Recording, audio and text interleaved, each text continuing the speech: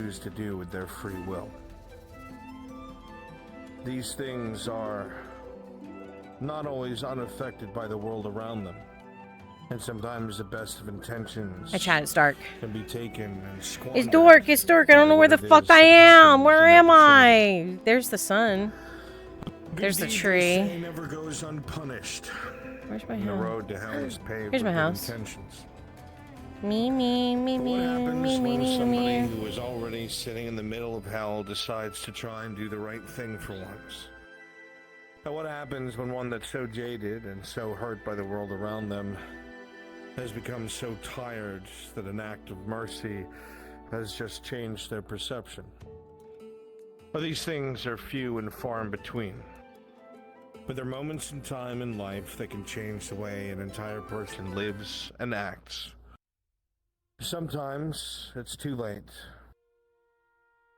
But other times, it happens just in time for one to course correct and be able to dictate what happens next in their long journey that is their life. And today you will decide what comes next with the preparations of leaf war, stuck in my house. the distant sounds of conflict on the horizon, and the ever-enclosing notion that life is fleeting. It is with this that just as the sun rises, your cards are now up.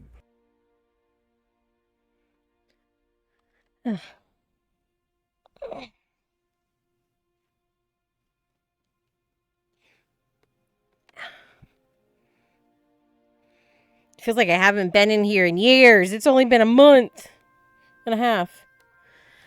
All right, arrows.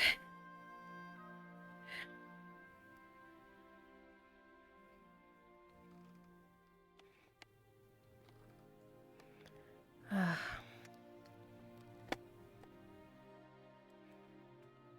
right. Everything's ready. And her face feeling better. I assume Daniel's resting.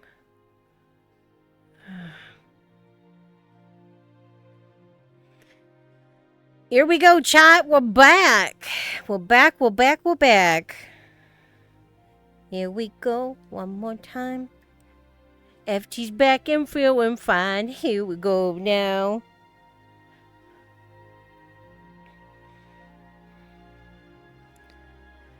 I'm hoping this break was a breather for player characters and NPCs alike.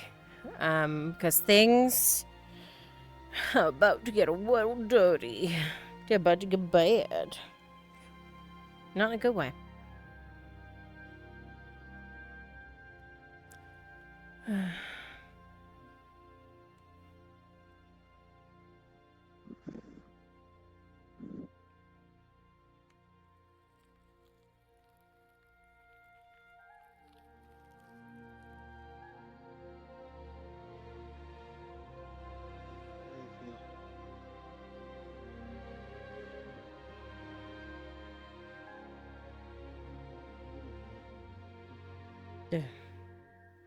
Door? Door?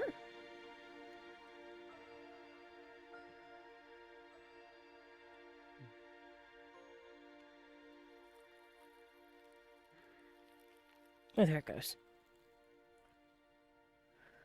So much for trying to do something with Kaz alone without getting interrupted. You all awake? Yes. Should have known better.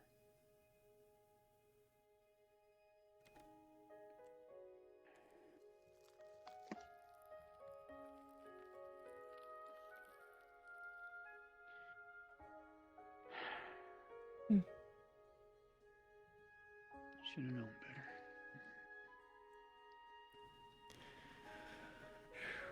Yeah.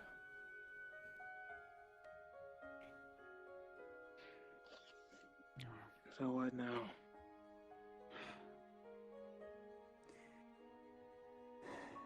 Continue to prepare for war.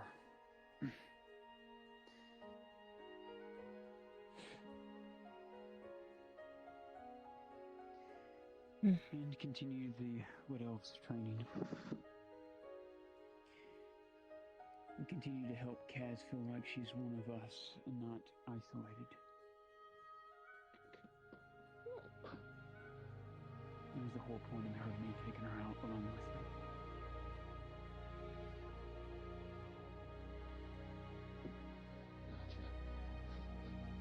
Although I think me getting injured under her watch hopefully didn't damage what I was trying to do. Bring it down. Okay. I'm just watching everyone down there training.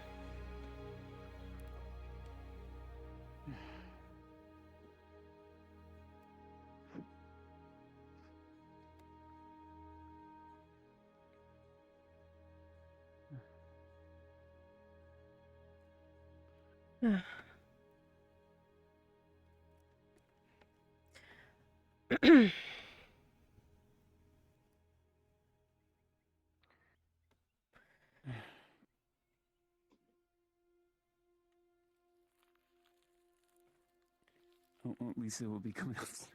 And she can open the door, so she'll be fine. I had a talk with Azriel Sorry, okay. after the incident yesterday. Yeah. I told her she needs to be putting a foot forward, too. That it's a two-way street when it comes to inclusion, and that everyone here wants her here. So, she needs to be here. She can't be isolating herself. She can't be sitting over at that fish shack. She needs to be here to be one of us. That and one's not enough with me. What do you mean? And Lama made that plainly clear. And Lama made that painfully clear. Just one person is not enough. Escorting you. Yes. Well, I mean, what happened?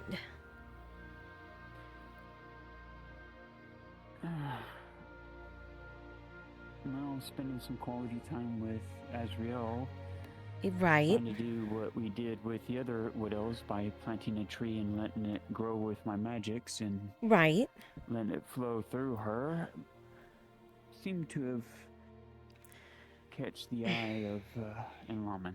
That's what it was. I was basically highlighting myself brighter than usual. And so he came to investigate. I see. And he had some... Azriel said you tried to talk to him. Yeah. It's just highly unusual of why... It's confusing me. Why is he going one way? Why this other person from the woad is going another? Both want me dead, or one is stealing himself from killing me because he wants to observe, but both the end goals are the same. My eradication. Don't think the end goals are the same. I think the end goal of one is observation, decision-making. They are trying to decide if eradication is what they have to do. It's not their goal. And the other side is less eradication and more of use. I mean, let's be honest here. He doesn't want you. He wants the staff. Yeah. I think there is part blame. You need to be... What's the best way to say this? Self-perseverance. When danger is in front of you, sometimes you have to be ready to run. You can't always ask questions first. The questions can be asked to yourself when you get home, but Enlaman is never going to reason with us. So if you see him again, you have to run. Yeah, I know. I just need to find out. It's not making much sense now that I know what who Eindar truly is. It's weird that they're not conversing, him and Dido. It doesn't make much sense. Unless Enlaman has this just trying to rise above the ranks and he doesn't know the true nature of Eindar. Or they have different goals and aspirations. That they are two sides of a power that are trying to obtain different things, and they coexist. I mean, allies don't always tell each other everything. Okay, well, we know, how do you pronounce his name again? Andrio?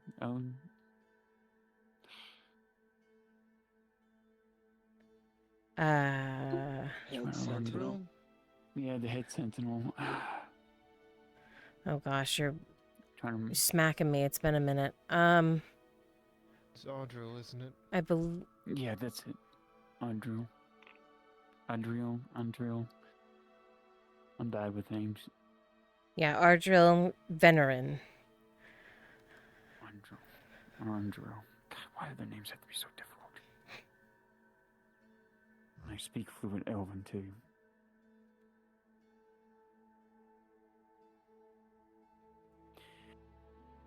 I think if we're going to make an ally out of an enemy, he's probably going to be the easiest one. Now, and I say easily, loosely. Okay. Well, if he's here to observe and he's trying to teach my wood elves how they're supposed to act, how a tribe is supposed to be in the eyes of Diadil, then Mama would pose the question. He's not a dryad. I don't know anything about being a dryad. Why don't we ask and see if he can send someone to maybe bring Pandoria back here? I doubt they'd do that. If you remember, he said she hasn't been seen. And if anything, we don't want to put her in more danger by making it seem like we've had connections with her.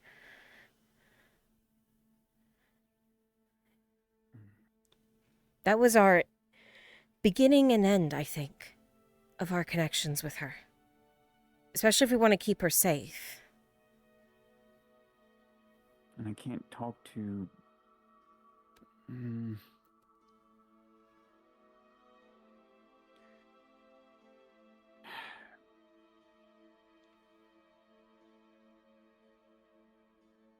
I'll probably talk to Awen. Maybe he can put me in contact, because at least he can talk directly to his dryad. Maybe she can give me some guidance. Maybe. Or maybe we just need to let him observe. We create some function within our chaos that he agrees with, but we also show him the good that we can do with our chaos, our differences. There's a reason that we've functioned up until now. While it's not exactly northern or normal elven function, it has to an extent functioned.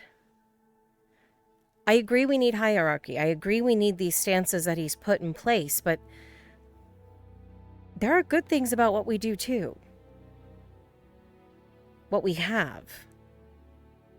And the reason that we've placed these trusts in people. We're not here to pull the wool over his eyes. We're here to convince him that what we're doing is right. And he seems to be a man of action, not of words. I just hope he didn't see me coming into the camp injured. Probably did. Probably did. And so, we tell him we've learned from our mistakes, if he did. How we correct them next time.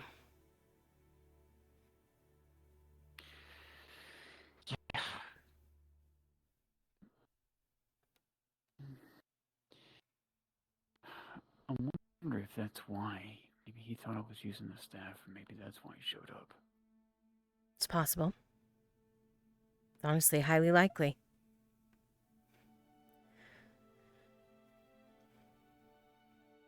He probably notices every bit of magic that happens out here, and he thinks it's the staff. It wasn't exactly subtle. No, it wasn't. But hey, I like the result. We got a sprout out of it. So I'm happy with that. Maybe a little closer to home next time. Yeah. Not just you two. Yeah. Oh, by the way, if we run into Tang now that you're out and about a little bit, do you feel like you'd fair going to the Cross Keys Inn with us? Why? We have something there for you. But we need to go pick it up because it's about to be the last day and I need to go pick it up. I only paid for so many days. Okay. Need to change bandage first before we go. Okay. Alright, you want me to help with it? Yeah.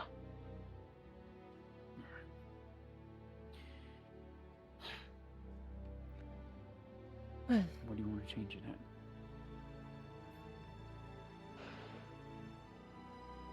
Just here's fine.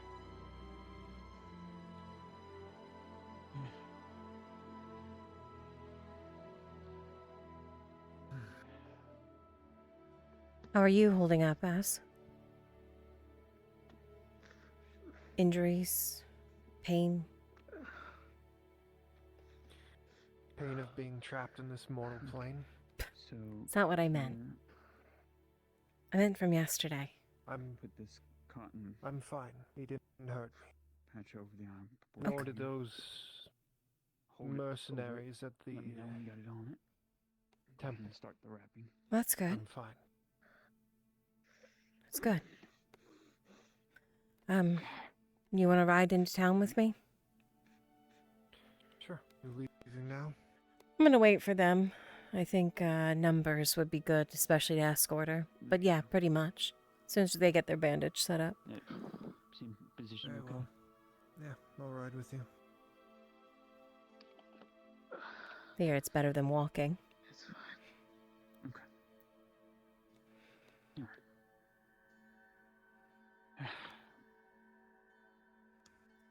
All right. So to town?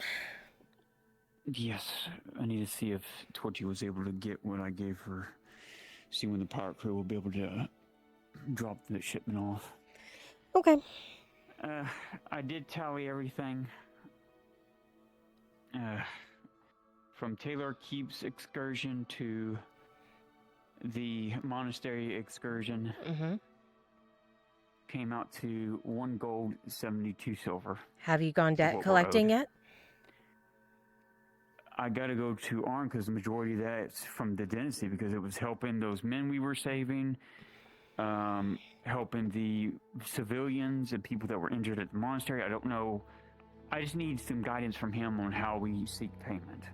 That's all. And it's not me trying to fleece people. It's trying us to be able to buy things so we can replenish and make things to keep people alive. That's all it's for. I think that's exactly how you So- phrase it.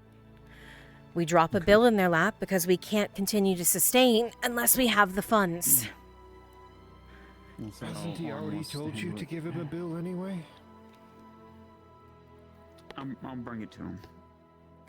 Are there any of our But I gave folks, Torchy- friends, that owe us money? No, everybody else on the list had paid.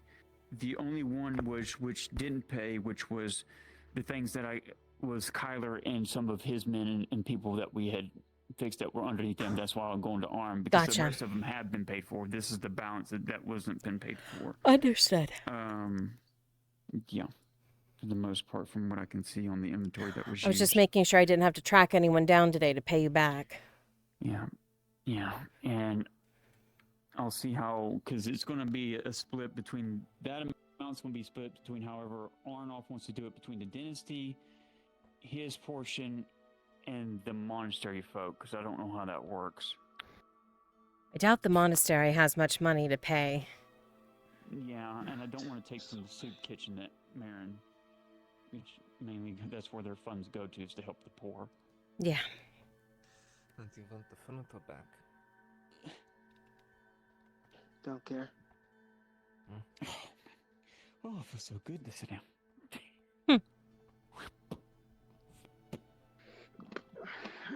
Now that I got my deal, quote unquote, fixed.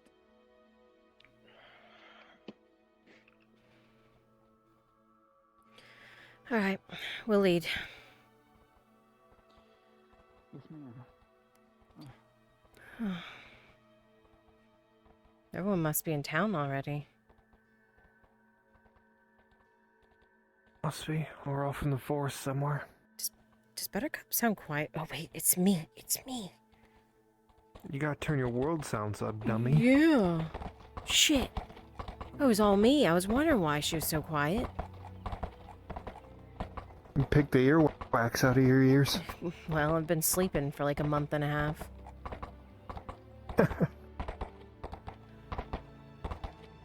That one night felt like a very long It time. really did.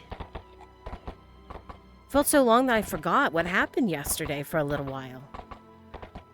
You had to read over my DM sheet again. What's that? I don't know.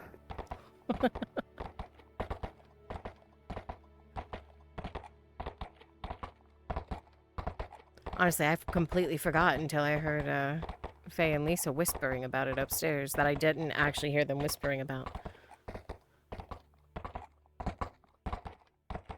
Let's see. Yeah.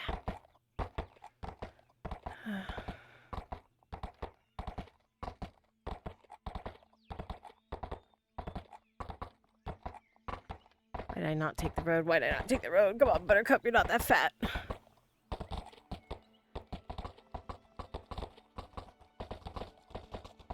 5, 6 is Daniel.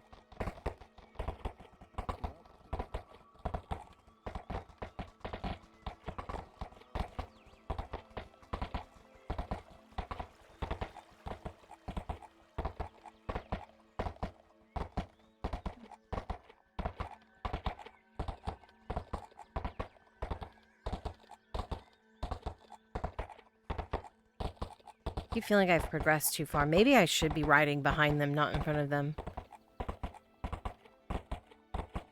They're right behind us.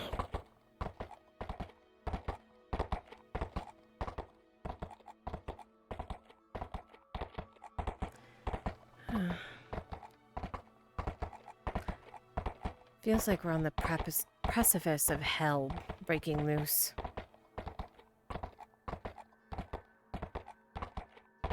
It's too quiet of a morning.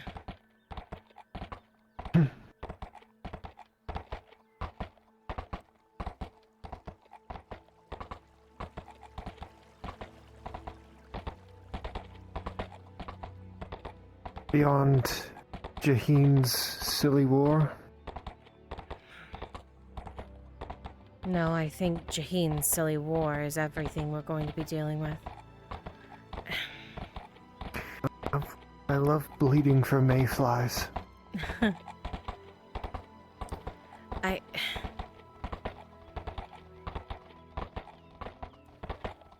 know it's worth it. And we can lie to ourselves. It has to be. It'll be worth it in the event that we can get to the north. I don't care whether or not he sits on his idolized chair or not. I'll be honest, I don't care about what Jaheen gets out of it either, whether he calls me family or not. It's more about Nodis.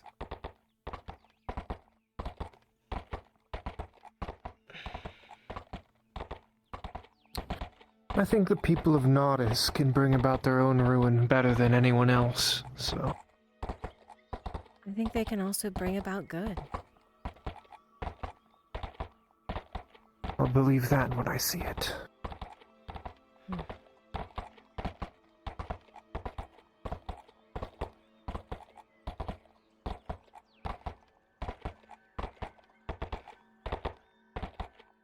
I think the mistakes of the few don't really reflect the many here, just living out their day to day. Personally. A fair point. But I have to ask, what kind of animal waits for its own execution? One that has Would nowhere be else. sheep.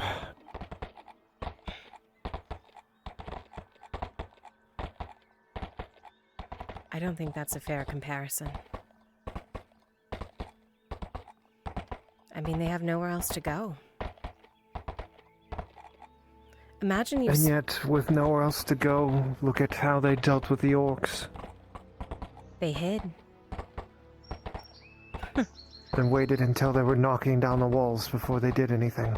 Well, to be fair. And from what I'm told, the only two people that were active against the orcs before it became a problem weren't even humans.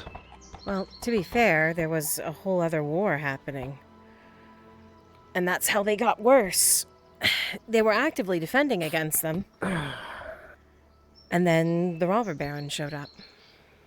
His war caused the orcs to have free reign. Another human causing problems for the others. It's the same human that's prosecuting Kyler. Can't say I'm surprised.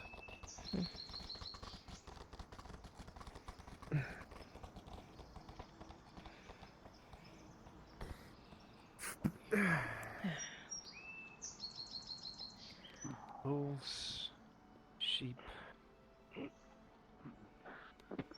They are but untamed beasts.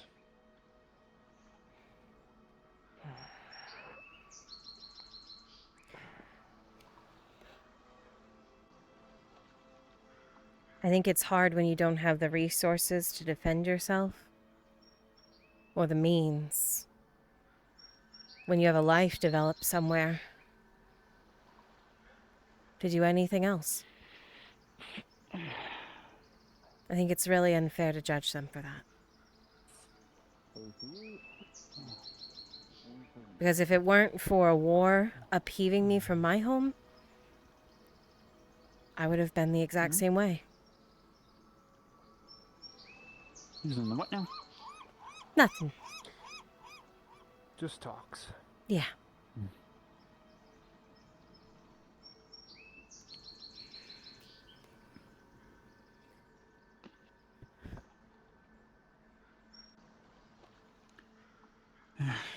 I'll get that list together, and then we'll see if we can find out where Tang is. See when he'll be available. He'll come with us. I'm gonna probably go get some breakfast. I need to eat something. Okay, all right. Sounds good.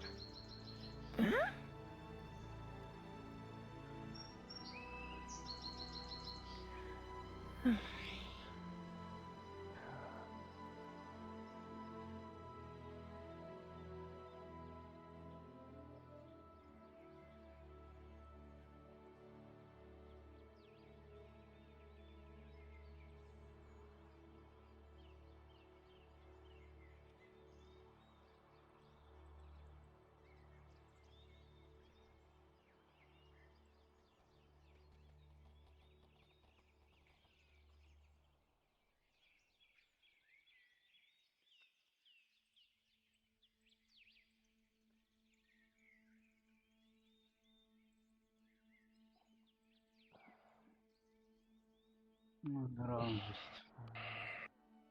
distracting themselves from Parliament. So. Not a bad idea. Those. I swear to God. Like, I would die for to say if you were but outside of that, I cannot stand your Face was in the glass a moment ago, but I will take another because... Oh, wait. Is never food mind. ready? Old memories. I'm sorry. Food's almost ready, yes. You know, if you set Oh, a line for me, God. I'll get you one too. I'll pay for it. I got the food. Here you go. Unfortunately, I'm good. can't. Not to the best of my abilities without seeing the terrain and the enemy's forces. Oh, my maps can only do so much. I've got Oakry working with Rojaheen to begin expeditions northwards. So we could get some other information.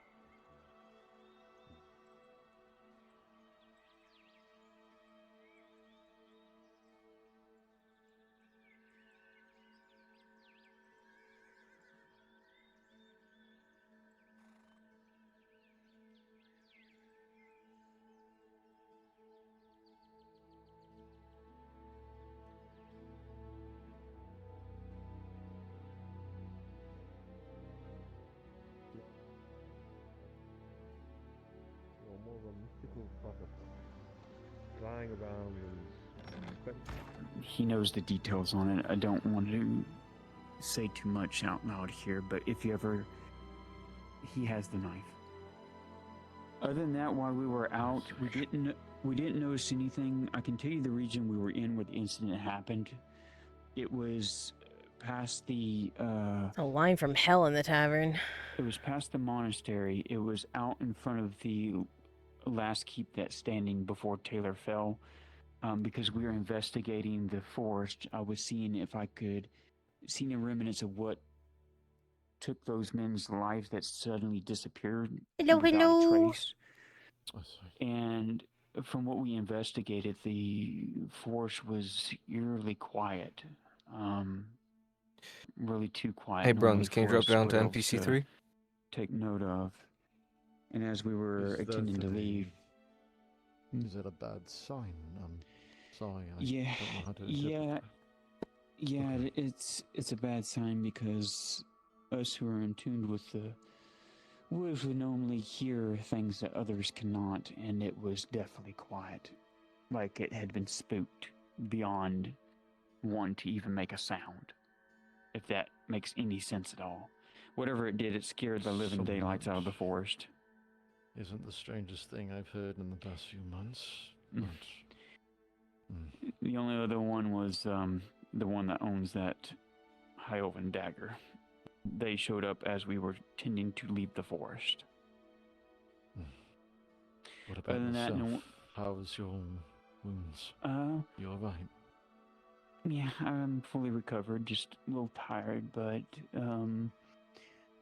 everything outside the Grove area has been fine. The Templars have been going up and down the roads and down the main trails.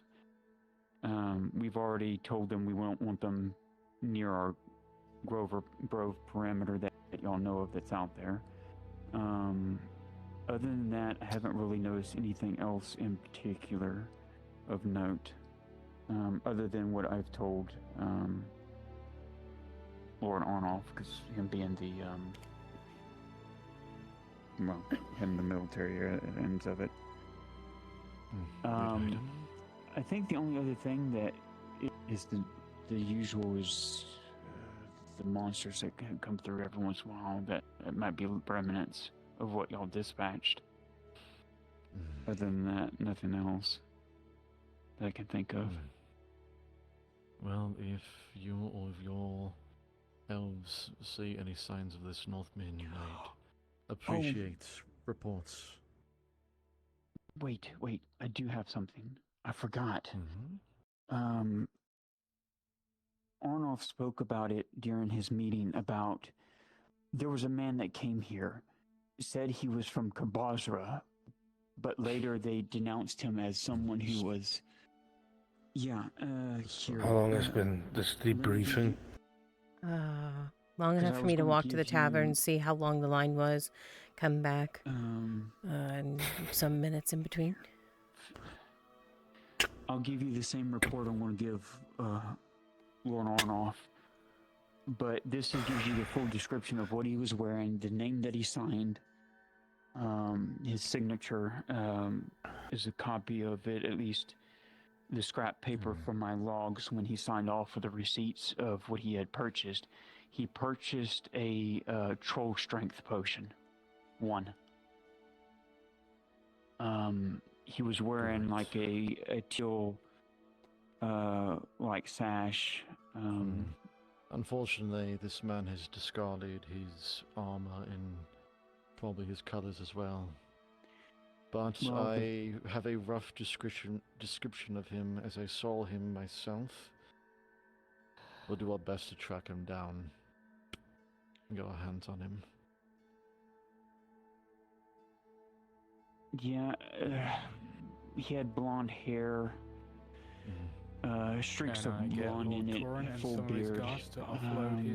He was just wearing one of those saucer-like helmets. Blonde hair. So unless he shaves, he did have a soul patch on. Yeah. But, and well, Northmen tend to stick out, but we'll find out how clever he is. And I doubt he'll keep using the name Belfast. But yeah, unfortunately he had full gloves on and everything, so he wasn't showing any significant jewelry or anything that would be unique. All I have is his signature there.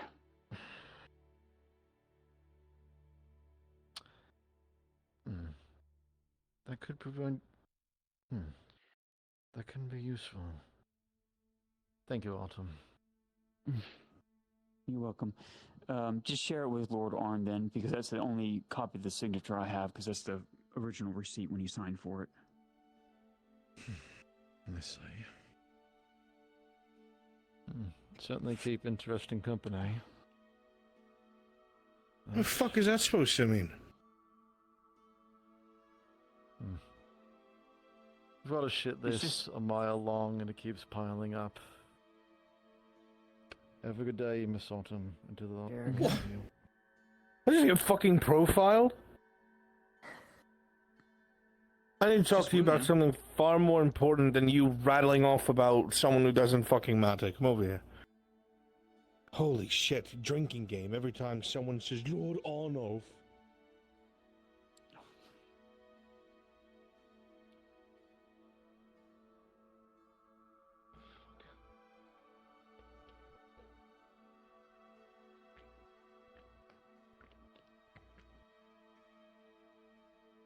Okay, that seems to be very important if Lottie's here as well, so... Come fucking sit down. Was everybody having an aversion to me today? What's going on? Wow. Well, I'm just a little hazy from being stabbed yesterday, but... Right. So, I thought a lot about the whole strange thing that happened with the castle. Whatever the fuck, the old robber baron's keep, or whatever it is.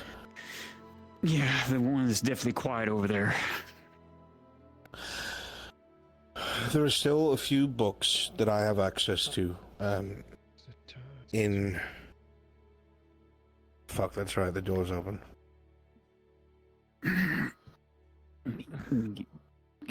I got the key, give me a second. I put the sign to closed. Oh, you did put the sign to closed? Oh, thank you. Okay. Yeah, but also you should probably lock this. Give key.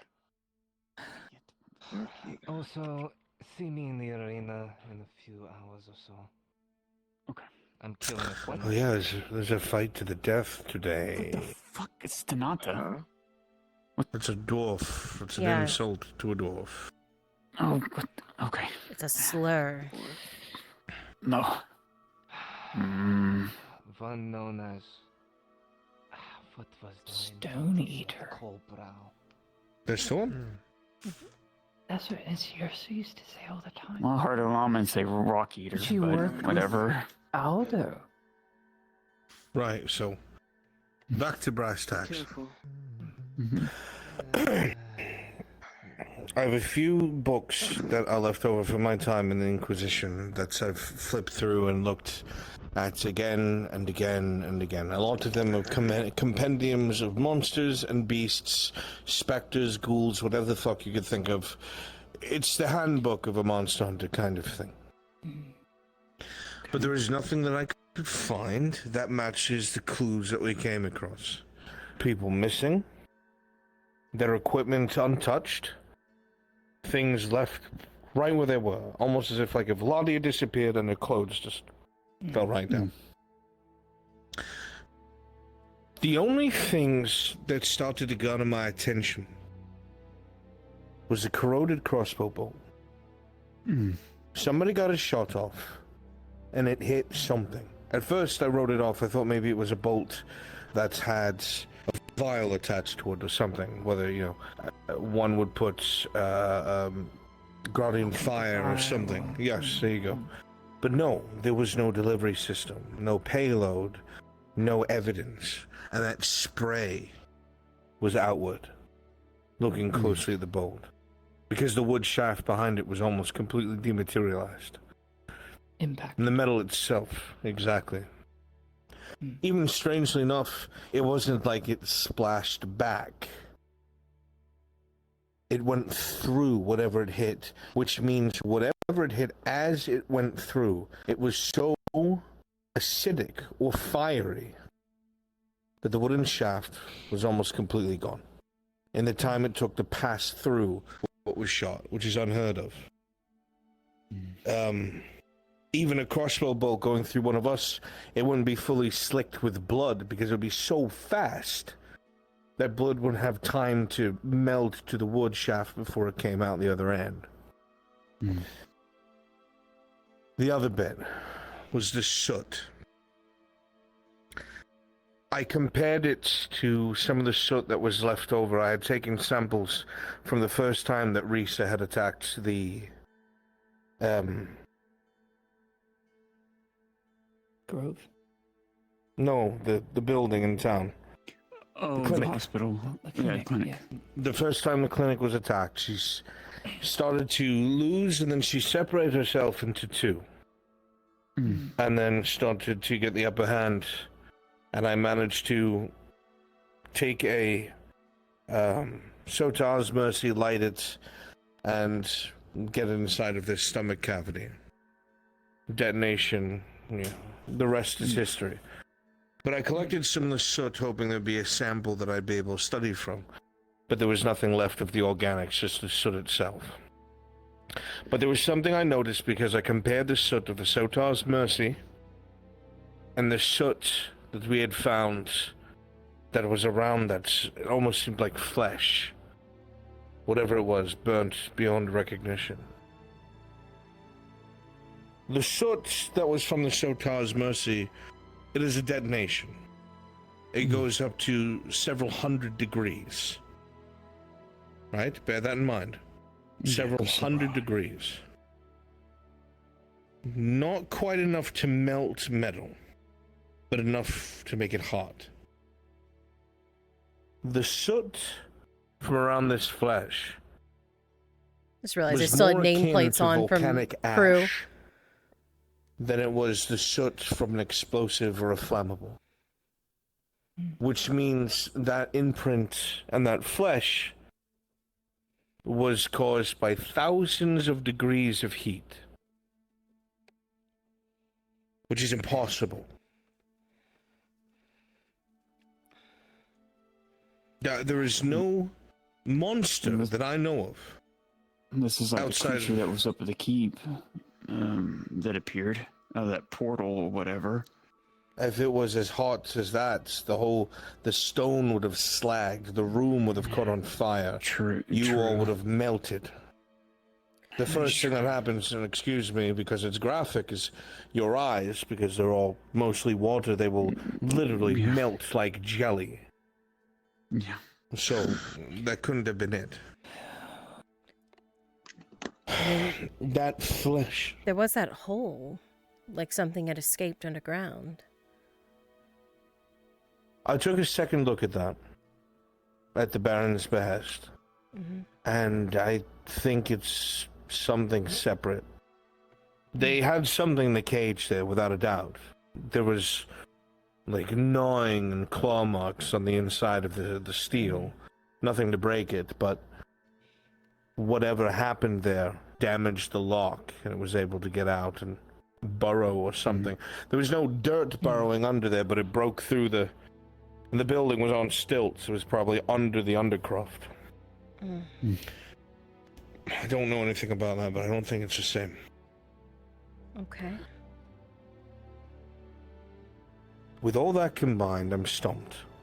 until I looked at the manner of what was left on the 3rd floor. Because I sat there wondering what on earth it could be. It can't be a man. No man could do what we witnessed. Those clues that were left, no man could do that. The thousands of degrees rules that out already. No one could handle such a thing. I don't know of any magical entities that I have dealt with that could manipulate such a thing. That could move elements. Armored because the bolt like went that. through it. Exactly. It's not a. But for that so flesh, they're actually made of it. Is what you're saying? Something that's super hot. I'm not sure. It might be, but then how did they navigate through the building without setting it on fire? Yeah, that's true too. Unless they have How were there degrees no of control. mocks? Because the boat was right in front of that warehouse. That warehouse is all wooden. It would have been all incinerated. Everything. From how hot that was, even though I cannot stress this enough, the stone would have slacked to magma. Yeah. Because, I mean, we've seen what the flying group thing could do. Not to confuse all of this more, but have you heard the rumors that Marin prophesized all of those events? Yes. In order? She didn't realize it, and then I started talking to her about it, and each one seems like, minus a little bit in the middle, it seems like everything happened in a certain order. There's only a little bit that doesn't really make sense in the center, and it seems to be all around the Robber Baron's cape. From the red light, there was something golden winged, and then she saw something underground with bones and bodies, like a keep or a castle. And then it went to seeing the manticore over at Telor. Whatever that winged thing was, and whatever that place is, I think... Something with other wings. Well, that's the manticore, we think. That's the manticore, okay. But the golden winged That would make thing, sense. and then whatever was underground, are kind of the parts of the puzzle that no one can really put together. And it seems to be right after the red light. And it said they had a sword, like they pointed a sword, is what she said. What pointed the sword? It's the thing with the wings pointed a sword. Well, you mentioned wings twice. Well, there's Yeah, she leathery says wings and there's golden wings. Golden wings. It had golden wings and pointed a sword. And then there's the leathery Golden wings that wings. attacked Telor with flames. That was the And end of the it was- prophecy. Yeah, and even there, like Asara, she was defaced. Right. I'm wondering if... that's why I thought maybe the thing in the hole in the ground, I guess it didn't go all the way through though, had something to do with the disappearances of those people, since what she saw were piles of bones and we didn't find any bodies.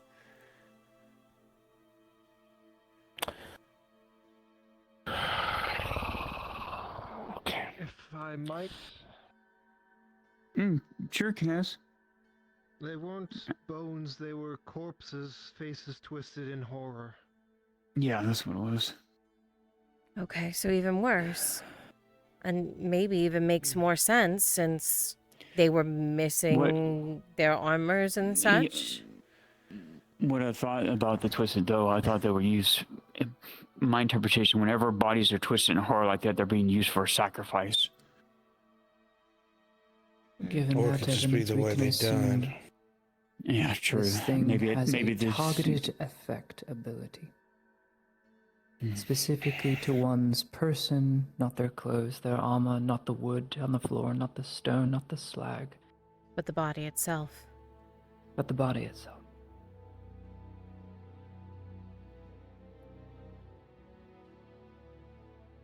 The problem is we haven't made don't many- have any other clues. haven't made anything The with golden biggest... wings. The biggest clue that we have is the 3rd floor. Okay. The man in charge, the Lord there, the symbol of authority, was skinned alive. All the flesh was removed from his muscle. All that was exposed was muscle mass, his venous system. Everything that separated his internals from the world outside was removed. Cuts along the wrists, along the ankles, everything removed, even... Torture. Yeah. I don't even think it was torture. Symbology is my guess. It would make Sounds sense, like cult stuff. considering that the body of someone religious was used, the defaced statues, and that someone who's so devoutly religious, such as Marin, is seeing a prophecy of it. That it's And the priest was got killed there. One of the right. Hearts removed, innards pulled out, hanging out of their chest, their intestines pulled in a circle around their body, as if to highlight what was done. Yeah, the only time I seen that is when we were out, the incident on the old fort when it was there. It's no longer there anymore. Remember, they were laid out, their bodies were laid out in a circle in symbology. The thing with the cultists. Yeah.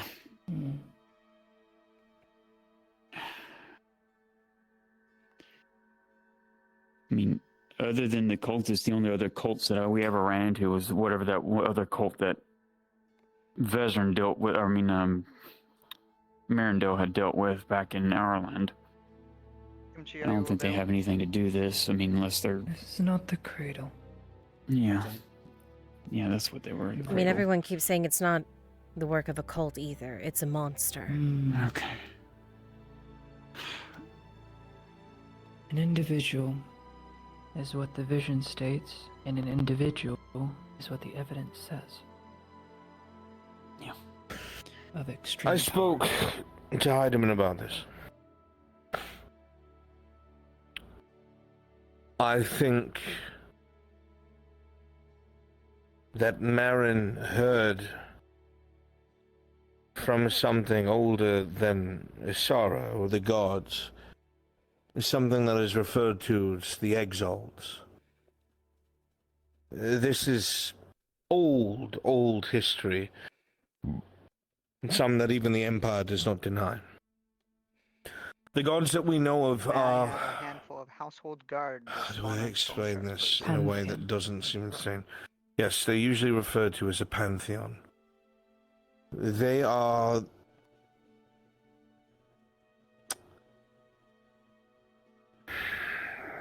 second to last between the Veil and us. It's... God help me. What was it referred to?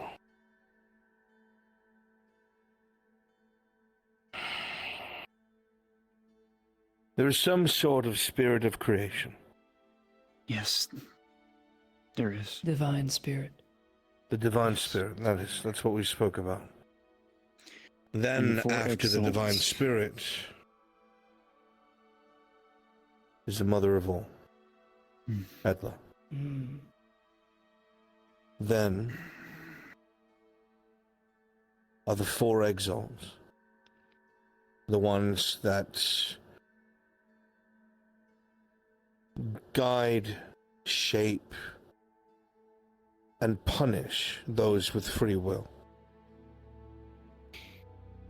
Edla did not create free will, she created the cycle. The world as we know it is attached to the cycle. Animals, trees, hillocks, oceans, the world itself is a cycle, just like the seasons are. They will forever be in a cycle, the cycle will never change. Then there are souls, which were created by the, what was it referred to as again? Divine spirit. The divine spirit, sorry. It's been so long.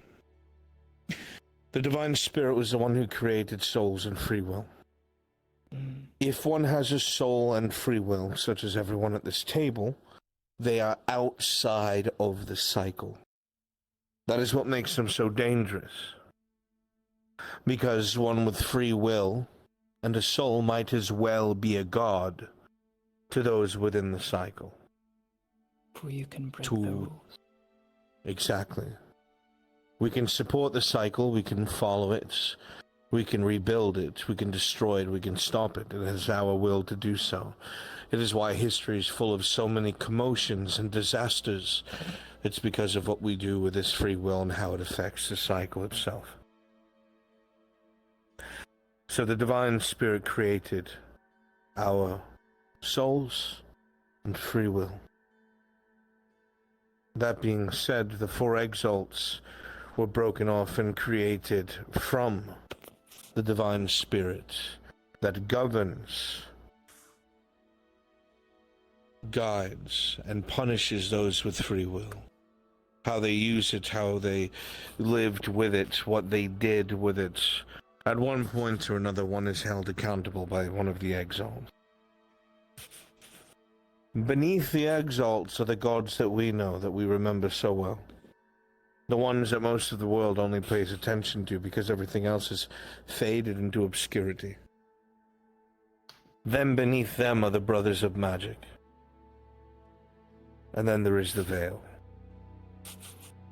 And everything past the veil are things that are unspeakable, or subsist off of what breaks through the veil, constantly trying to push through, so to speak. The brothers of magic were supposed to help prevent them from pushing through. Well, they were the ones who created the veil. Yeah. Veil separation. Now, this is the very basic information that I know just from reading some of the oldest tomes that we have available to us, but that is the extent of what is known. There is no details, there are no names, there's nothing. So ancient is this existence. Anything that might have once had probably predates the first era by a long shot. I wouldn't be surprised if most of this was buried on purpose. But regardless of what it may be, thinking on that, I think that Marin was spoken to by an exalt. I do not believe it was a sign. Well, when she told me in detail, she said it was a burden, a burgee with a burden of knowledge. Like someone else just told me the same thing. They burdened me with knowledge. And with that knowledge, yeah. For what's to come. A dire warning, without a doubt, but to what? Why now? Was it so bad Just someone you had to want to speak. intervene? Something had to intervene. My own knight tried to intervene and tell me something very important from beyond the veil, but the moment he tried, it was not allowed. Do you mean? Next.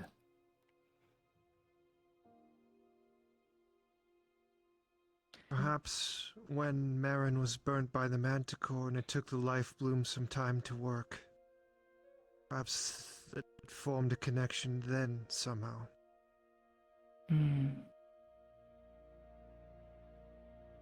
But she had had these dreams, no, nightmares before. That's how most seers work, though. It starts as a nightmare before you see things you're not supposed to see. Yeah. I've been told by a friend that during the great ages of history, there's been people known as saints, or people who go above the bar, what would be considered normal person, so to speak. They are set aside from the rest. They exemplify whether it's someone heroic, someone who does great feats. I mean, there are venerated saints among the Empire, those who have led the nation to prosperity, those who have defeated great monstrosities. Even hobbits have saints. I think every race has their own version of what a saint would be.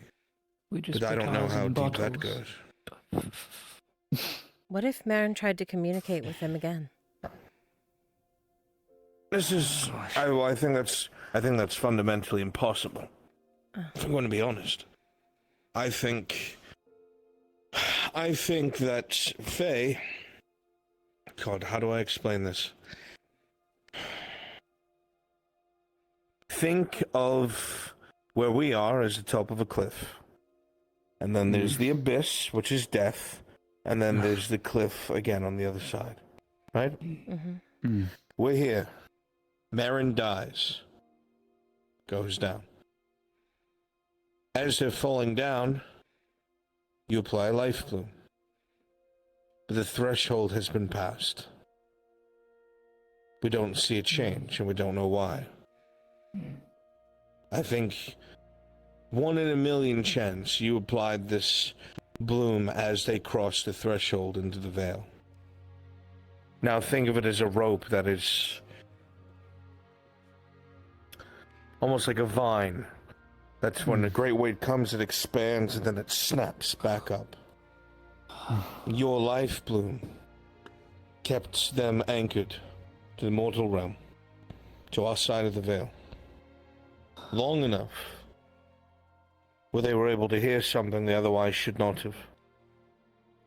And it was taken advantage of before she snapped back up onto the cliff because of what you did with the life bloom. Essentially, had you done it a moment earlier or a moment later, this never would have happened. That exact second must have been the moment that her soul touched the veil. So it was less someone sending us a message and more of happenstance, luck. No. The veil is already very, very damaged. Then perhaps this exalt was simply waiting for the excuse. And we gave them the excuse. We received Marin some came sort of in warning. right on time. It probably knew what it means, she would. I don't know. Well, no. I was told that the Exalts, they have their own dominions that they oversee.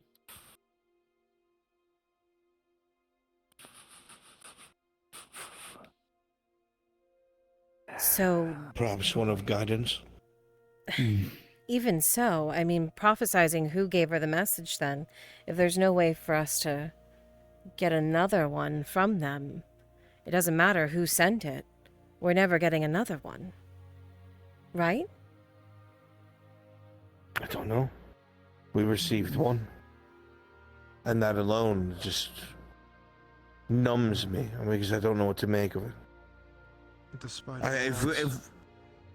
Exactly. If we put this into perspective, something has happened here that is so unprecedented that it has never happened before in recorded history.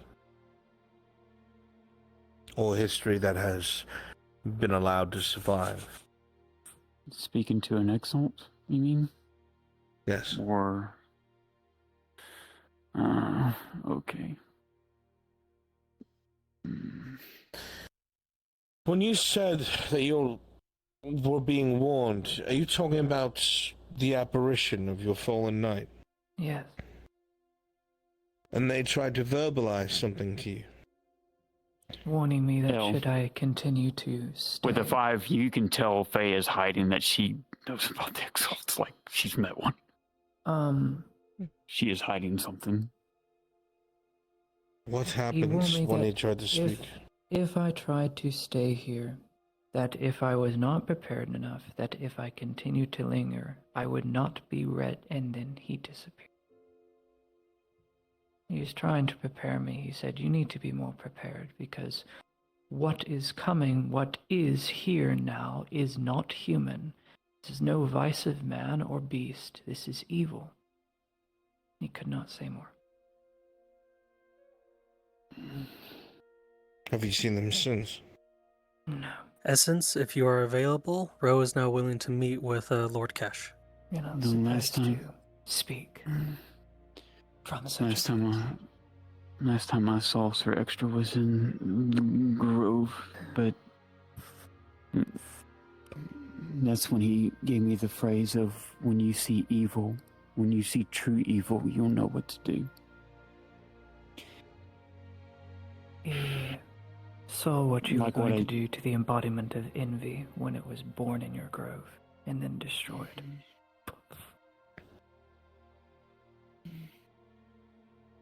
Not human. No vice of man. No. Voice of man. No monstrosity. What is coming is evil. And you must be ready. Should I continue to stay? I mean, what is one's definition of evil?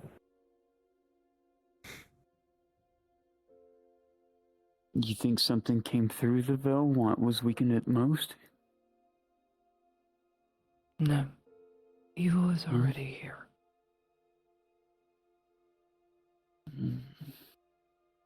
It's something that's been unleashed.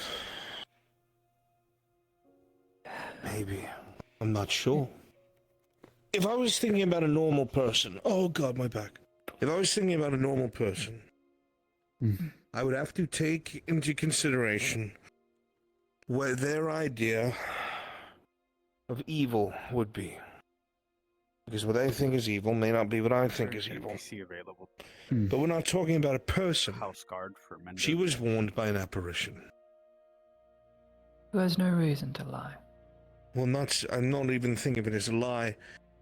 What would one who is dead Think of consider evil?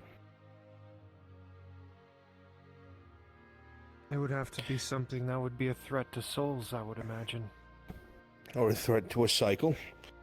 As Or evidenced perhaps... by the writhing corpses. Maybe.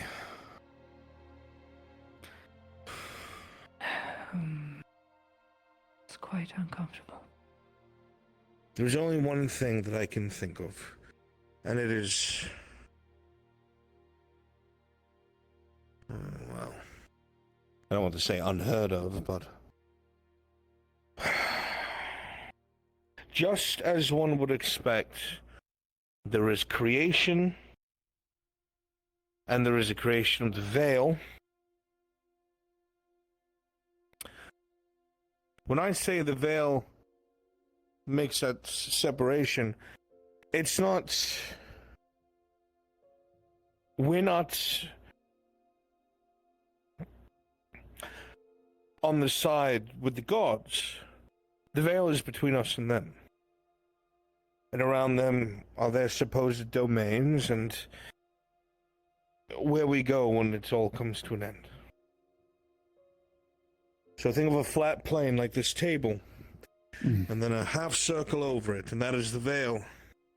And that's the Brothers of Magic, the pantheon of gods we know so well, the four exalts, Etla, and then the spirit of creation.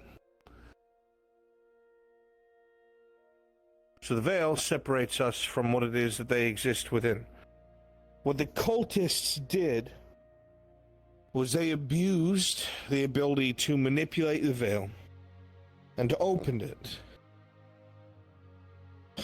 Unwilling souls were dragged into corpses and used for their maleficent needs and purposes. This is different. This is something that's... does not have to do with the veil, I don't think.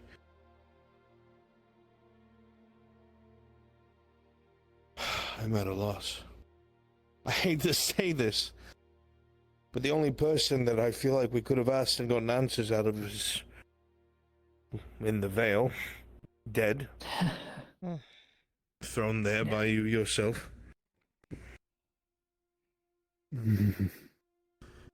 Not that I would ever suggest asking him. But he's the only one I would know that would have any sort of knowledge on the thing. And no, before anyone asks, no, there is no way we can talk to them. I wouldn't even suggest it. No. No, thank you.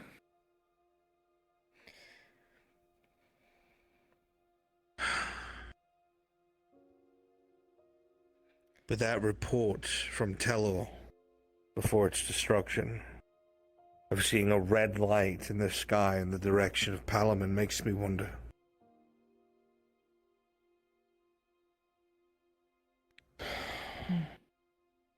You think something could have been summoned here? I don't know how it's... I don't know how to word it. I don't know what it is. I don't know what it could be. The creature that killed Morian. Would be the case. The beast that killed Morian. I still don't understand. They came from the other side of the veil, is what that individual had said, that Gilburn.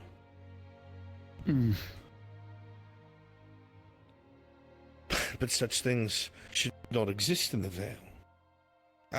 It is a non-zero plane. It is death. It is the immaterium.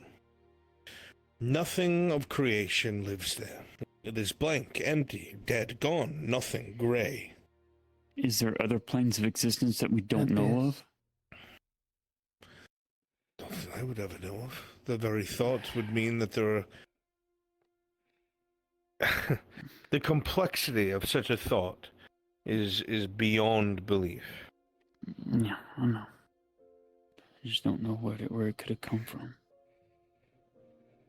I just know it reminded me of when a archway was opened incorrectly and something was peering at us, and it was dark, red, scary, oppressive, like it shook you to your very core.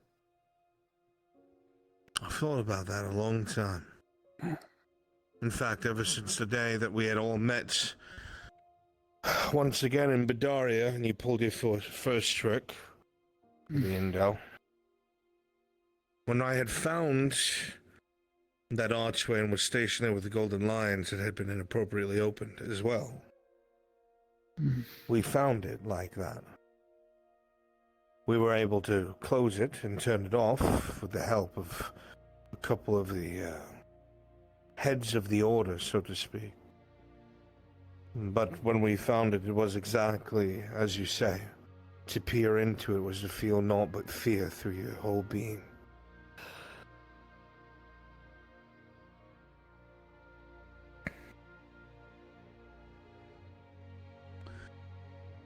I think that we need to ask questions near the source. People from Palamon, perhaps soldiers, mercenaries, anyone that might have been in the capital. If we can capture one and question them about the going-ons there or something that is happening, or perhaps get close enough to some of their fortifications and nab someone in the night, maybe they'll have more information for us.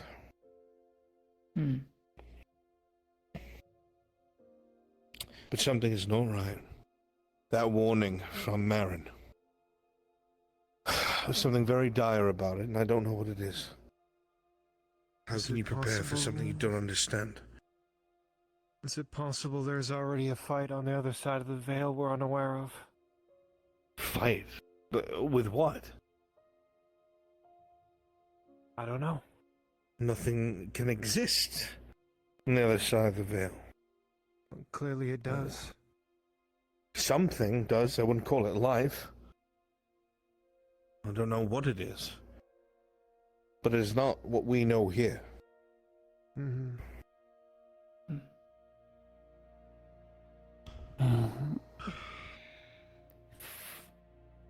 On a side topic question, you said the Order came and shut the gate?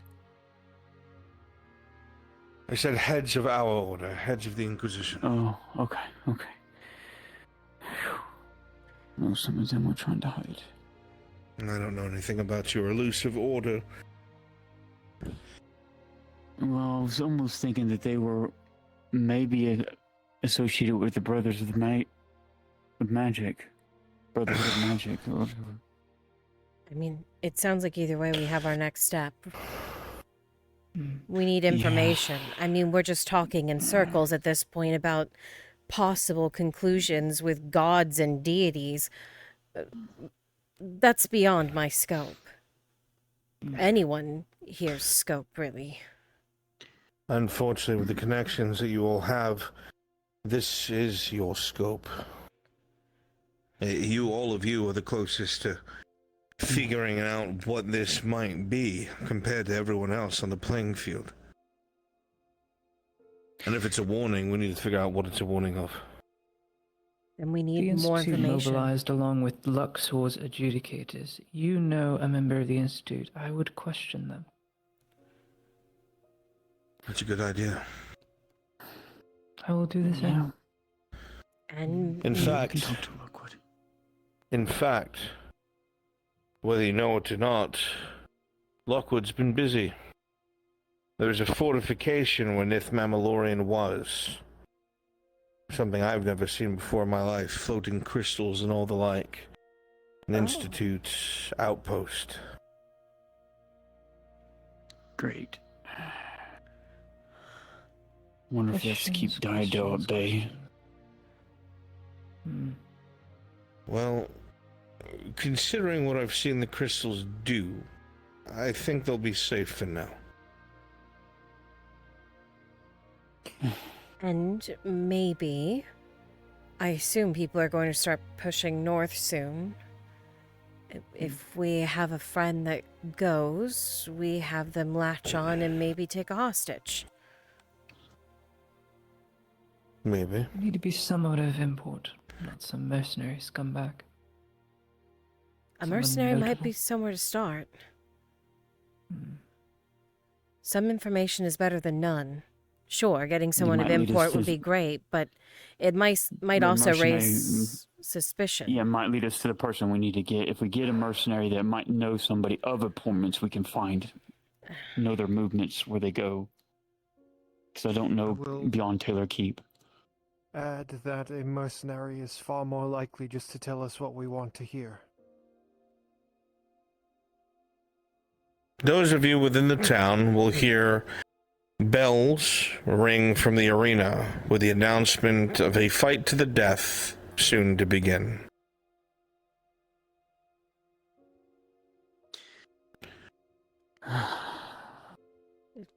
That's either way. Well, and if I'm not going to miss that, because that's Cole Brown, Sigvana, and one of them are going to die. Oh, no. Here we go again. I will not watch the spectacle and go write some letters, I think. I'd rather know than be caught by surprise. Same. I rather like both of them. Same.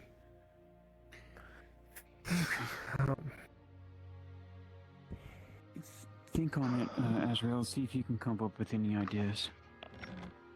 Very well. Good morning. Morning. Are you not gonna go watch the fight to the death? Oh, I was waiting to see if you would come back or not. I didn't know if you were in or not.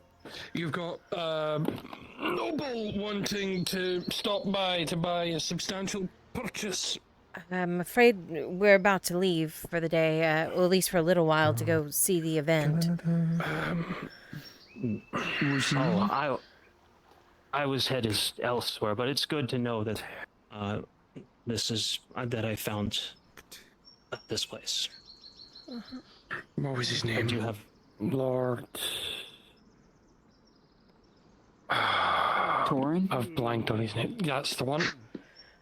Yeah, apparently he wants to place an order. To buy a substantial purchase. Oh, okay. I'm gonna head to the library and see if I can figure anything out. You're not gonna watch the fight to the death? I just stopped by to see if you'd I mean, I'll be up top with the key by a window. I don't want to sit in the crowd. And the reports. Makes me feel that poor. Forrest has been silent as of late, apart from the street. I guess we should have thought of that before. No. Let me walk. Oh well, I can't. Markle's here. I was gonna say let me walk along with the poor folk, but Markle's here, so I can't. Oh, there you go. Now you're upper class. Are you not one of the poor folk? Fuck you too. North. No. If you're not already aware. Yeah, Hopper. He just called all of us poor. Do you know how much our fucking shit is worth? Yeah, but you don't own it. The unmarked the unmarked Doesn't he like not exist technically anymore? In mass and not being See you later, Blaze. Yeah, he's just like fucking walking around town. Does he own it? It's fine. They're all gone now. Does he own what? No. Does the Triton own your ship? Gotta hurry. ahead and see what's going on. I don't know. Well, he's playing a game I of don't dice own for our sure. ship. I think we own our ship. All of them. Actually, Bart owns Yeah, the ship, well, I guess. yeah, in part, but doesn't mean he. Right, but if everyone owns a sliver of it, doesn't mean that you have the worth of it in your pocket. I mean, technically, he could sell it. I mean, Can he? Die, but he could sell it. Oh yeah. Not quite as impressive as the Star Chaser, but you know. No, he's near as impressive. Listen, I had a bunch of money until I spent 3 gold yesterday. And people used all my fucking cheese. So, Sorry, a third of the cheese that I bought. Why the fuck are these two fighting to the death? I don't know. Stupid ego and pride. Racism. Probably. That, yeah. I think Sigvana's like favorite word is I forget how they pronounce it, but it means stone eater. Stunadra. Yeah. Stunatra. Yeah, she loves throwing that one around. Like that. Rafa, get the fuck over here. Rafa, get the fuck over here. Also, I love how he took that personally and it was a joke. Don't worry about it, man. Come on, this is fucking go. As long as you know. Okay, now.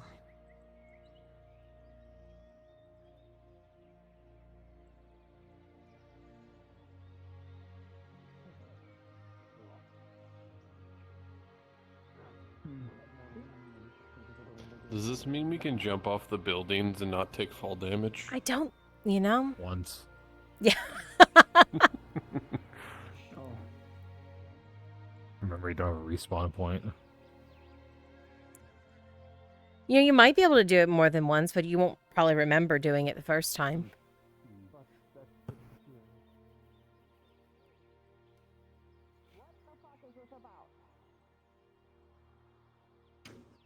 What do I have left? How you doing? Byron, my dear. Hope you're doing Looking like better. Look like you're healing well. Where was your sense of reason earlier this morning? Okay. Where was your sense of reason earlier this morning? What do you mean? Oh, Marco. Well, the boys decided to... Oh, that was a big huff. Don't mace or something like that. Yeah, apparently,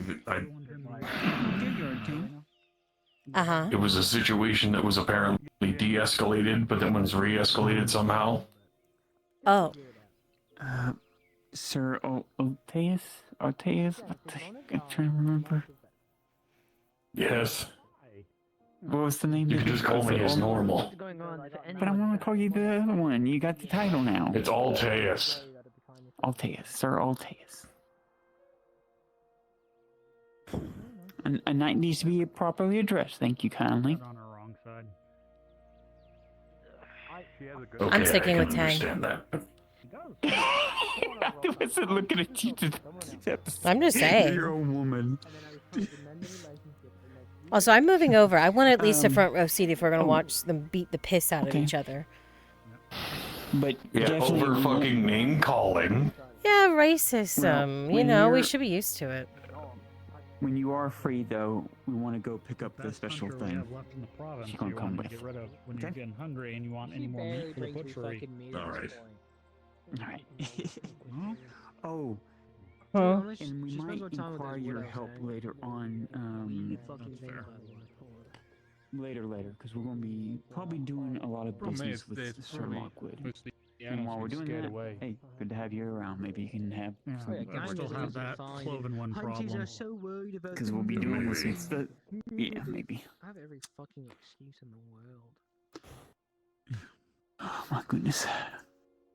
So, I guess I did it honestly. what are we gonna do if she dies? Well, I have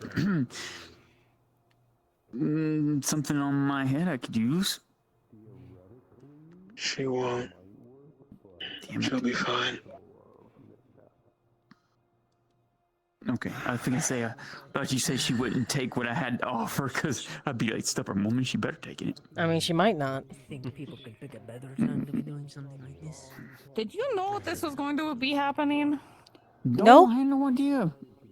Apparently, it was de-escalated and then somehow re-escalated. I think they're both boneheads. I settled everything. I got the argument down pat, and they said fine on both sides, and now suddenly they're fighting to the death because of pride? Kind of racism too, I think. I mean...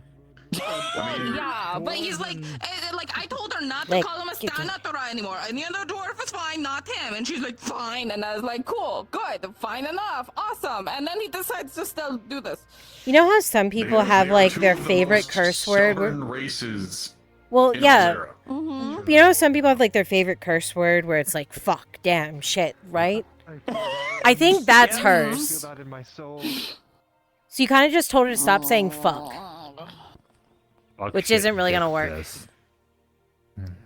Yeah, people need to choose their favorite swear words. Fuck is the best one. They really just Yeah, but that's for you, not for Bjorning. At least mine isn't a slur. Yeah, I know. I'm not judging. I agree. Fuck is nice. I'm just saying. Racist Bjorning. Listen. Stupid all around. If we start killing all the racists around here, we're going to be other people very quickly. Yeah, I know. This city is Yeah, most of the courts. Well, that's what I'm saying. She's just saying the racist. Well, that's what I'm saying. She's saying the racist slur word. Why is there a problem with that if that's what everyone does here? I believe so. What the fuck happened? Oh yeah, I've got my Cane skin. Like, why has it gotten to this point? He should just say the racist slur word back and then everyone's happy. Do you? She insulted his pride. So there you go. What sort of pride? What was it though? I don't Like how deep? I don't know, insult or saggy pits or something. Out of character, do we need to click into the arena? Probably. Okay. That one is pretty solid. Speaking at If I want to say it a little bit nicer, use Mayfly. I'm going to be honest, I don't think they're going to... Well, I was just going to say I don't believe we need to move into the arena. I'd rather safe than sorry. Yeah. No, either way. It's a I pride think thing, I'm question, sure. what does this do between the two groups? Look, you're probably like the oldest one. So what do here. we do if she turns into a bear? Yeah. Grandpa. What? Conscious age. Yeah, it's not really fair. She's got a fucking extra life. Yeah. So what, like 15? I'm not disputing that. That's one how that works. Yeah, I'm not disputing that. I'm not agreeing that it's a good thing. I'm angry. Hey, you guys are doubting him. If he kills her quickly, then we don't gotta worry about it. Where's the dredge crossbow? Yeah, just go between her legs and go. Where's that shit that y'all use on dredge? Well, that's a good point, actually. Oh, but don't you need like? Oh yeah, and don't you need like Nolz's modified crossbow to use it? Agility. Shit. Why is not And you don't happen to have another, whatever. No, I feel like it's okay. Probably a thing bad again. I idea forgot to what the be fuck here right it's now called. if she's Something- gonna go. something- Oh, she turns into a bear. I'm I have fucking a- leaving. like a traitor, but like I have a sleep potion. Better not get rid of there. See? Is that a brick? It's a wine bottle full of water and rocks. Oh. I mean, I was close. To be honest, I was close. I said Brig. Yeah. You don't have to have a Sarah's grace on you. Ready to go. No, just to sleep. You mean Mercy? Just even allowed him up there. I'm gonna be honest with you. Mercy. Yeah. Sarah's, I don't fucking know them. Yeah. Sarah's touch. Is it? Oh, Dad. That's what I was told. That's what I was told. I have one, but I don't want a Sarah to touch me. It'll work on Bear Bitch. I thought it was Mercy. I can't see that far. And he was also coated in like a They told me touch, so that's No, what I think it have is in a mind. I don't Sarah's know. touch. Is it? Asara's touch is different. It's which, well, I can't see that at all. Oh, I'm thinking of Sotar's Yeah, Mercy. What My happens mistake. when I bend over? I'm thinking. That is very different, dear. Yeah, I thought that that's what they were gonna use on her, and she turned into a bear. Well, then, Yeah, that's what I thought they were gonna use, and she turned into a bear. Was the Sotar's Mercy? Looks like meat's back on the menu, boys. Yeah, too bad Blaze went up to the library. Okay, Captain's here at least. Well, he might. Well, you know how strong he is. He might downtown it. You know, like Kobe. Sure, it's maybe different with. Because you know. Between there and here. Fiery rocket. Because Yeah, I Kobe get it. blew up too. Oh, too soon. Is this? We give him a bear. Who's Kobe? All I'm saying is either way, this fucking is stupid and sucks. He was an engine. He was a famous And the best part is, sports either player. part of your group dies or part of our group dies Tragic again. car accident into the side Yeah. of a mountain. Well, That doesn't seem like I'm any gonna be win. honest, she's not really part of our group. She's with kind of like the, an outsider that's assimilated into the group because we need her to go north, but like she's not really one of us. Detach if we're the gonna be axle honest. from the. Let's see. Okay, well, I'm not gonna be upset. Yeah, they were. Oh well, everyone will be Wheel break. upset. Especially when she's shivved in the fucking alley. Well, I mean, everyone's gonna be upset. And that's why carts now have the wheel brakes Because we kind of need her. and in the back. Well, should have convinced her not to do this. Well, I mean, I didn't even know it was happening. I didn't even know they hated each other. How could I convince someone if anything was Where's wrong? you and Daniel? Were you there at the tavern when they were making? I was told I'm not allowed to. Food. Yeah, I had. Well, this is just That was an offer nepotism. at one point. Wait, to what? This is why I said I need Corbel to survive. Don't worry about it. I need Corbel I'm to so survive. confused. I need to be reimbursed. Hi, so confused. I'm Ezra. Pleasure. Is it though? That could be, I guess. Sorry. Very old fish in it afterwards. Do you think they've placed bets up there? These Probably. Can we place bets? chips. Oh, I mean, I think. Oh shit. Usually. Ladies and gentlemen, at this point in time, if you are witnessing what's taking place in the arena, please move to the arena BC. Thank you. Ah. There we go.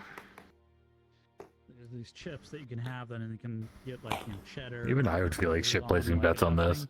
That says something. I kind Yeah. of would too. Ones, and they have Got 5 on Cobra. I feel like I have to hope that Cobra survives. Cause he's fucking primate. Dude, the death is so fucking dumb. I hate this. Yeah, I'd rather not add another list. Did he to like the name- tell the any name of to the you list. before he made this choice? No. Yeah, because I have no idea any of this I is. trusted him about that. He's like, oh, how did you hear that? And he was like all bashful about it. It's like, are you fucking serious? As all here are gathered, Oh, by the way, we should pay you can attention. hear This from is up probably how it's like on in the the castle wall as a signal is given for the first combatant, the North woman, to take to the field as the gates open. now the intro music plays. That's fucking cool. Oh shit! Right. Big larger weapon than that. Okay, so when Cobra comes Sword? out. Yeah.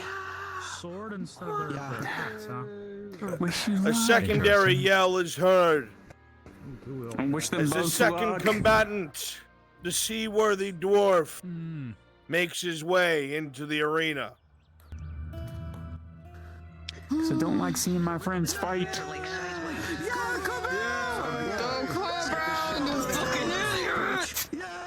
Should we be cheering them on? Shouldn't we be shaming both of them?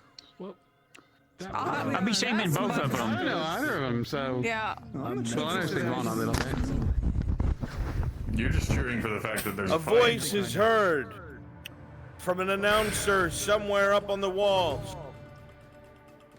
This is a sanctioned fight to the death.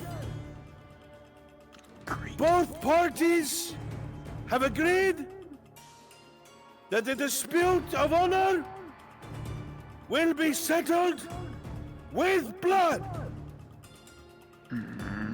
There is no yield. There is no surrender.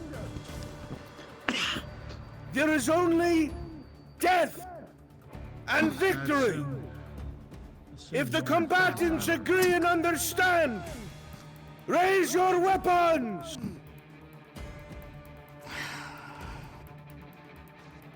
Stupid.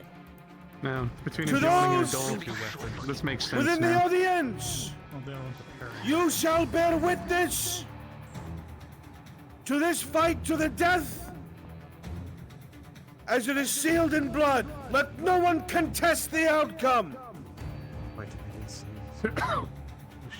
Warriors, Bigger sword to block and a little sword, dagger, stabbing. to the death, you may begin.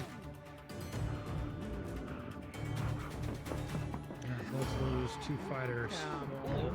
Instantly, the clash can be seen of blade against blade, both of them swinging much harder than they should. Swings fueled with hatred and anger, sparks dancing, flying off of armor as they bounce off the rocks between them. They must really fucking hate each other. Holy shit. This generational terrible part of this. There's a fucking war coming up, and we're losing 2. We're gonna lose a fighter. Yeah, I know. Mm-hmm. You see, as the dwarf takes the offensive, causing Sigvana to lose ground, they almost seem surprised on the back foot as they aggressively attack, barely deflecting the axe as it comes close to leg and thigh and waist. Come on. Oh. Come on. He's got that iron plate there, thankfully. Sparks, as both of them rely on their armor, so angry that they allow blades past their defenses. That's a Gouges dodge are move. made in steel armor. Cuts are made to leather as both aim to kill. Secret Dwarven meteor attack. Come on, Cobra! Come on! Come on, Cobra! Those idiots. As the two come close, their weapons locking, with Cobrow's 13 to Sigvana's 12. You'll see him spin downwards and bury the axe deep in their leg, causing Sigvana to limp backwards. There we go. Yes! Go the bringer. Damn it. What was the legs fighting wars? One would expect Sigvana to then be on the back foot, but instead, as soon as the metal is pulled from flesh, they're on the attack as they begin to swing their blades, more akin to clubs, heavy blows, again and again and again.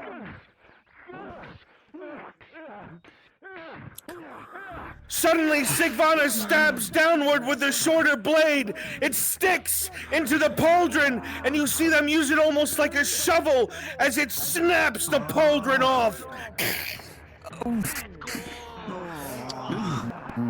That was smart. Opening up a crab. Come on, Cobra! Yep. Thankfully, either that type of break is just from the strap. Oh, she I kicked don't the think it's dwarf. gonna get repaired if it dies. So. Let's hope he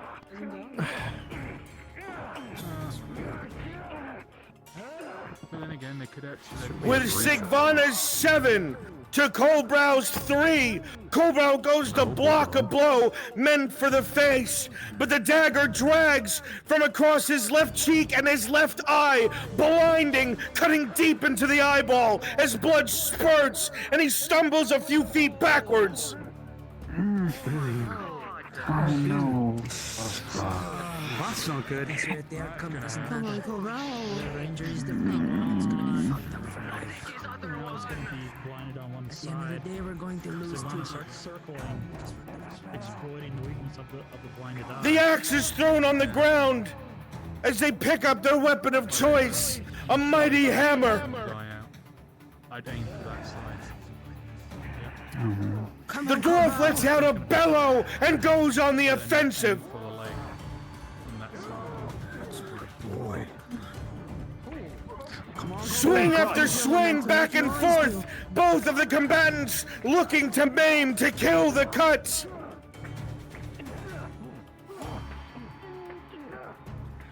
Cut that tall bitch's leg off, Colbrow. You see suddenly, as Colbrow takes the mallet, digs his deep into the sand, his legs locking as he brings the mallet up, and you see the small dagger going to try and deflect, and it shatters from the impact as it breaks.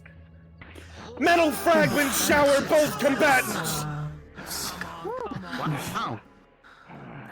Not what I was expecting tonight. Come on. Bring her down. Come on, Cobra.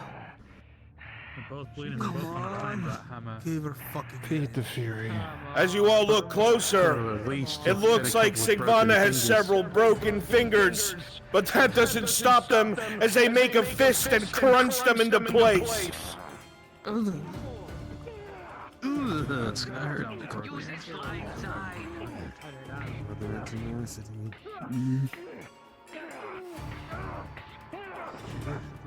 The uppercut catches the Dowie off balance. They stumble backwards onto the ground, almost directly onto their back. You see Sigvana take the blade, about to drop it down onto them as they roll out of the way, just missing a killing blow. Subsequently, the hammer almost hits them in the chest as they deflect, and both go at it, spitting blood at the ground.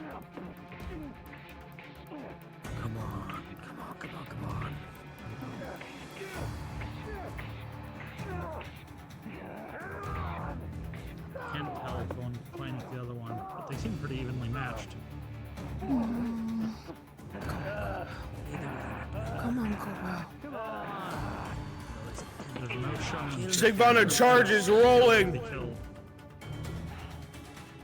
With Sigvana's 7 to Colbrow's 1. You see as the hammer half comes up to block, but the amount of force that swung down, the haft goes down under the force, and you watch as it cleaves into his shoulder. You see as it sticks deep into the dwarf's shoulder. They scream in agony, holding onto the blade. As they punch backwards, but blood pours from Colbrow's shoulder.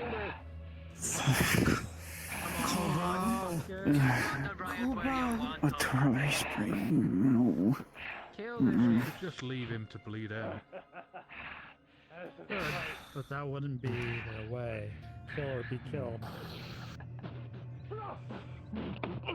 The dwarf tries to move quickly around the legs, trying to hit in soft places around the greaves.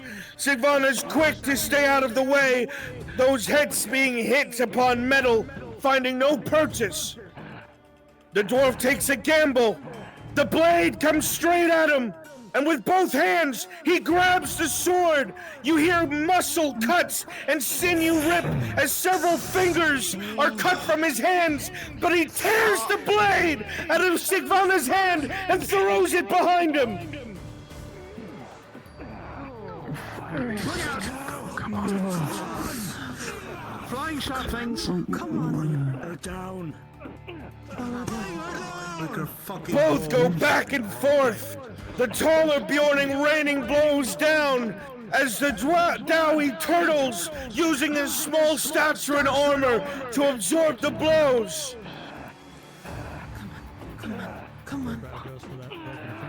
Ain't nothing like Rolling. waste in the sea. Come on.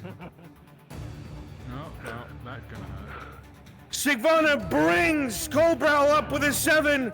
Colbrow tries to resist, but with a 2 is unable as there's a sickening crack as they're brought down to the ground hard. They roll several times across the arena, landing next to their hammer. They were the armor I scrapped. Come on, pick it up. Pick it up. Come on. Come on. What fingers you have left? Hold on tight. Fuck. Well, if it was his back, he wouldn't be able to move. Come on, Colbrow. Probably done is to fracture a rib. The two waste no time as they clash again. Sparks flying, wood snapping off of hafts, metal chipping again and again and again. Hatred fueling their swings.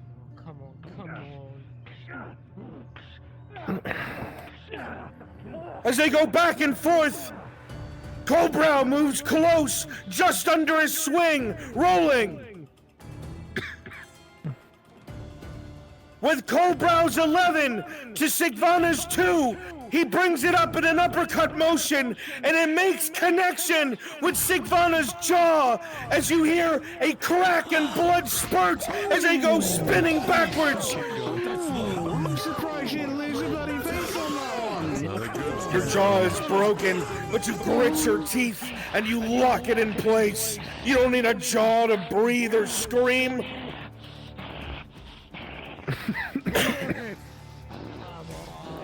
One more good hit, Colbrow, come on. Come on, Colbrow. The dwarf starts to lose ground as Sigvana swings, acting more like a berserker than anything else, ignoring their pain. The Dowie relies on his armor, and the blade cuts deep. You see his torso get punctured as the blade sinks into his side. No.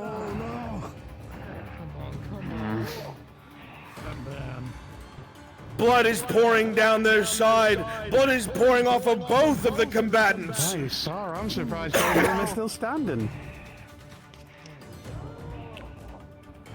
The hammer is thrown. Sigvana goes to deflect it, but it hits her left shoulder, and you hear a crack as the arm shatters. Yes. Come on, Colbrow. Come on. Bring her down. Yes, get her down. Get her down so you can get on top. Come on. The Dowie, in desperation, uses his forearms to block the blade, trying to get close. Test of strength as it is grabbed once again. With Colbrow's 1 to Sigvana's 10, Sigvana will plant her foot in Colbrow's chest and send him up and over her into the other side of the arena. No, fuck. Oh, God. I used his blade against him. Get up. You watch as the dwarf pick up 2 rocks, 1 in each hand.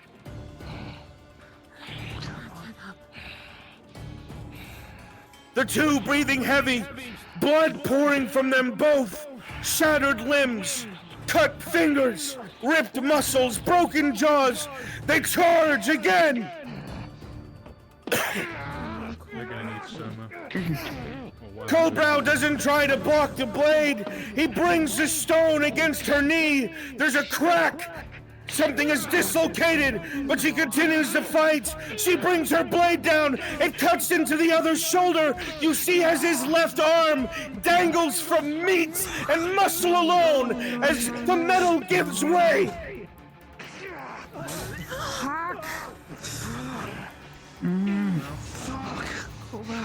Get up, Colbrow. The Dowie sees an opportunity and closes in. He uses his chest to press her sword against her, and with his remaining arm holds her throat, squeezing, choking, looking to kill. Her face turns red, her eyes bloodshot. She struggles to breathe. He uses his weight as an advantage. She tries to get her legs around her, her eyes beginning to bulge. She brings her leg up, starting to lock him in place. You see she cannot breathe. Blood pours from her mouth, and then suddenly... there's the sound of metal on air. In one moment, there is silence. And in the next, several thuds as a head rolls to the ground.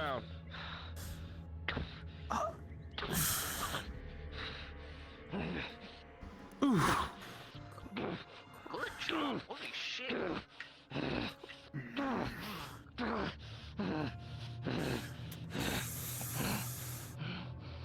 And that's that. I'm leaving before she goes up there. The announcer can be heard once more. A debt of honor has been settled, a blood feud brought to an end, and all who have bear witness know that it is no more. That honor has been preserved and a difference settled in battle.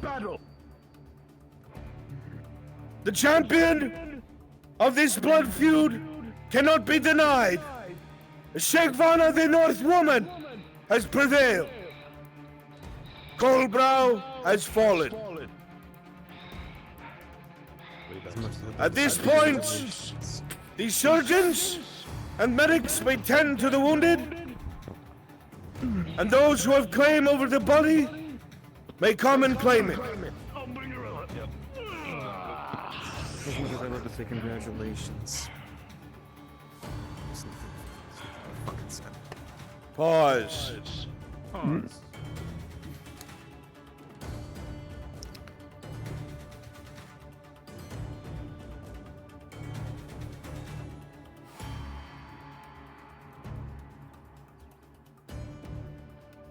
They say that one proves themselves by the things they do in life. They say that the world will remember us for how we choose to spend the fleeting time we have on this world. The things we do may define us, but the world around us will constantly change, constantly push us, constantly evolve. And sometimes not in ways that we wish. For hatreds run deep. Yeah, he's DMing for the guy down there along with him, the voice. Things that maybe we do not even remember anymore why we fight still exist. That's why it's like that. Perhaps it is the flaws of humanity. Perhaps it is a flaw in free will and pride. But whatever it is, through victory or defeat should never overshadow how one has chosen to live. Yeah, I appreciate it. Yours was a confusing one, Colbrow. Poor Colbrow. From a life that you barely remember, beneath the mountains of Erdfolder, gaps of memory and strange parts you could not remember that made no sense, only to find out that what you once lost was restored to you. Another chance given. It astonished you. But the one thing that always stuck with you was, why me? And there were so many others that could have been saved. Why me? Captain never really answered that question in a way that suited you. He would just give that frustrating smile to you and say, well, I like ya. And that was it. By the time you spent with the crew, you've saved many lives, defined who you are, rescued others in ways that you never really intended, but were proud you did anyway. Found a family after you lost the one you had beneath the mountain. and the sea became your true home.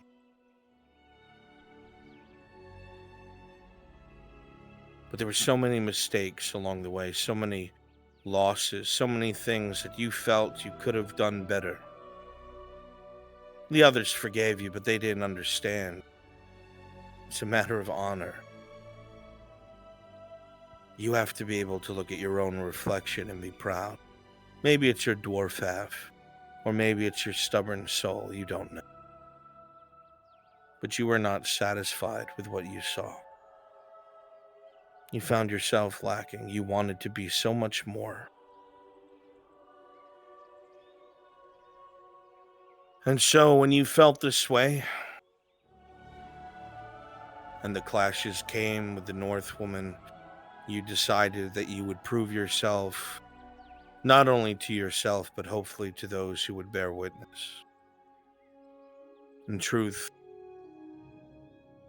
you didn't expect to win. You're out of practice against such large opponents. You've been fighting pirates, most of them either your size or, well, human at least. And she had quite some skill, but that is not a bad way to die, is it? Yes, no, it is your dwarven half, isn't it? You fought fiercely. A couple times you saw surprise in her eyes, maybe even a begrudging respect, who knows? But it was satisfying. You gave it everything you had. You fought like the devil himself. And while the pain was immeasurable, the wounds numerous, and time running out from all the blood that was being lost anyway, you felt naught but satisfaction. A warrior. Fighter. You hope that your family can understand. Your ship family, your crewmates, why this needed to happen. And who knows? Maybe, just maybe, one of them will hear your whispered secret before the purple flame. And as your eyes begin to close, too quickly for you to process what has happened. No time to suffer. For a moment, you can see a ship, a silhouette on the horizon, and someone standing at the back, familiar hat, beckoning, whispering for you to grab hold. And as you reach your hand out, water surrounding you, feeling a familiar cool wood beneath your grasp, your eyes close, and you leave the world. Unpause. Zoom. I need to go clear my Good fight. She still might die from those injuries.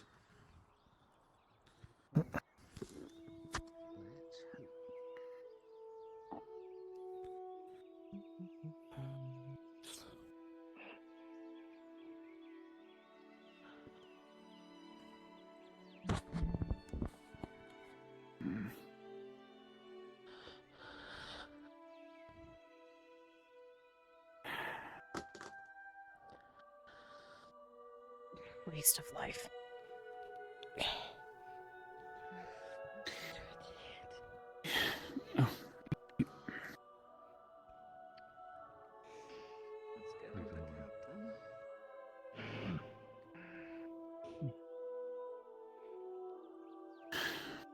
Poor dwarf. Just finally getting the property like you. Have to go. That isn't how we do things.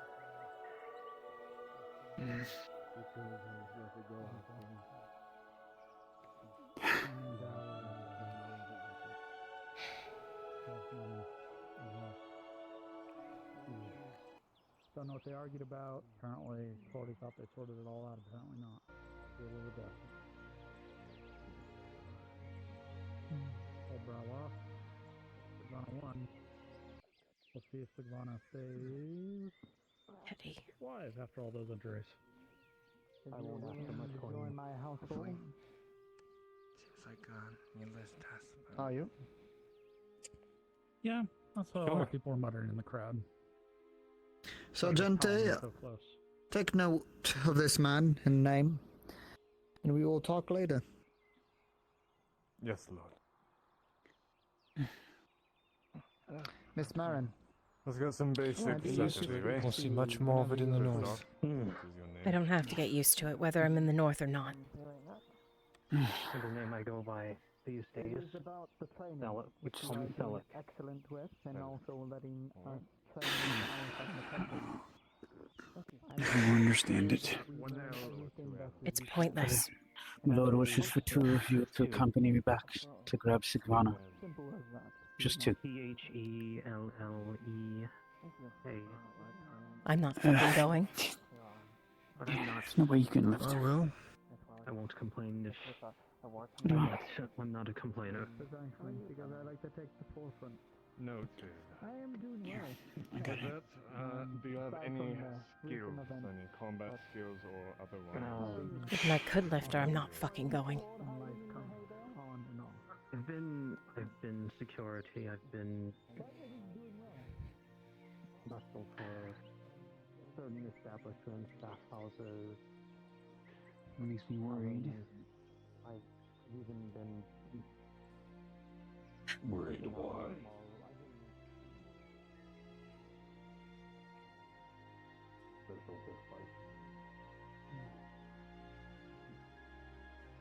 Old flame that wakes upon us in the north.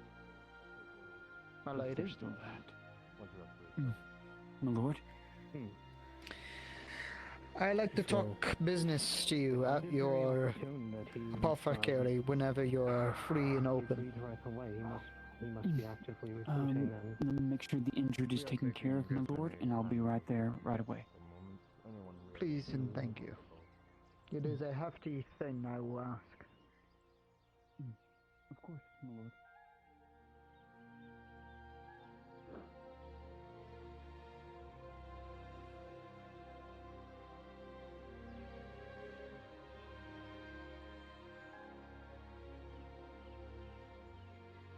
Mr. Samuels. Warren? I'm Monsieur my lieutenant.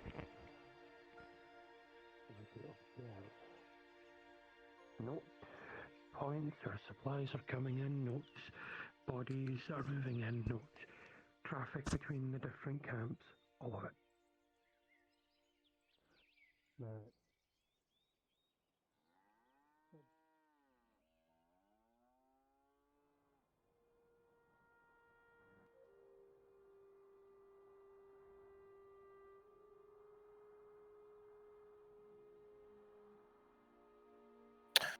If you're in the arena VC, please return to your appropriate VCs. If you're in the arena VC, please return to your appropriate VC. Thank you.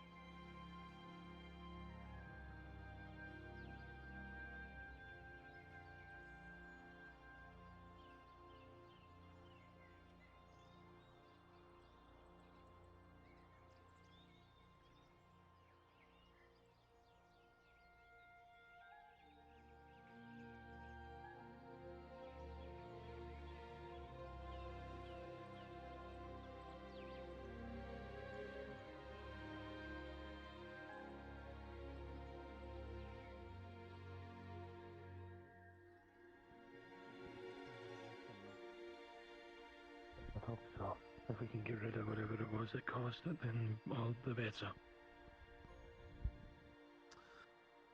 That is something we can only hope for at this moment. I'm going to the apothecary because Lord Torn needs to talk to me about something, so... Sure. You I'll let realize you know what she's when done. You realize what she's done. We already have a wedge with them. Yeah. It's deeper now. Worst.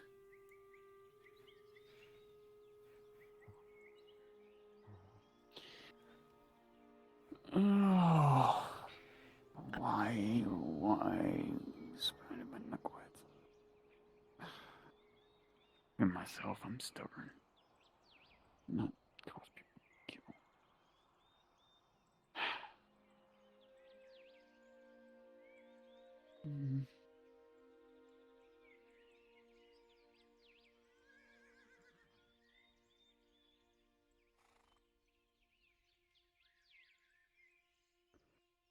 She gonna live? Samuel? Yeah, she'll be alright.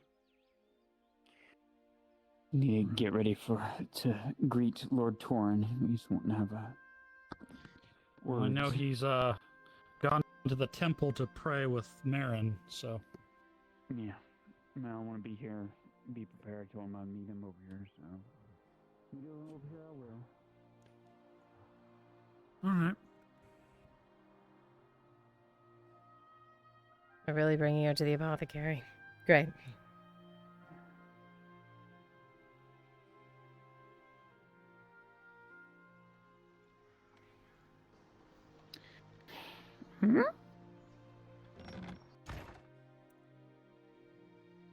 Really gonna drag O'Shawn's business into this, yeah? They're bringing her in here. Oh, God.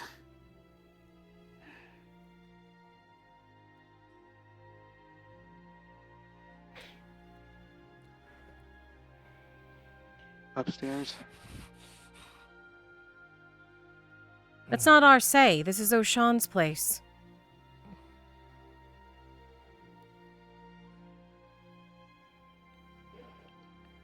Here, sit down. We don't own this May I place. have 2 volunteers to spawn on Storm Shark, please? Sure thing. What do you need? Household guard. Understood. Oh, I'm we way. need bone mending. I'm gonna get a bucket to clean her off.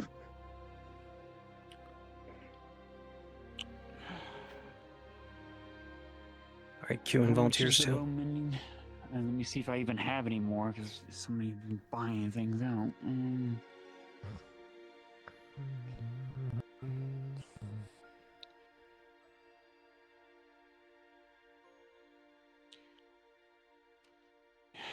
Get it. It'll be 6 silver, I think, according to what Elle said it is.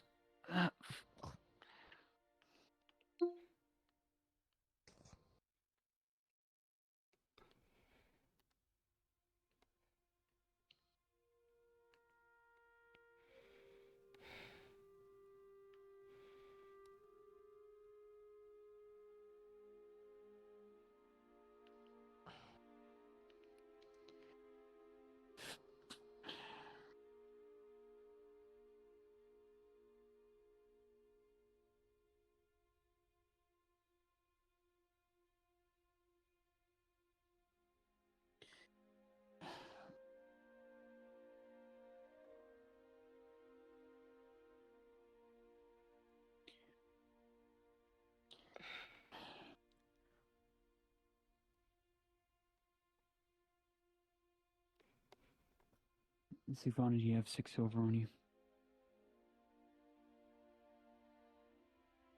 Oh yeah, your jaw's broken. I can't understand.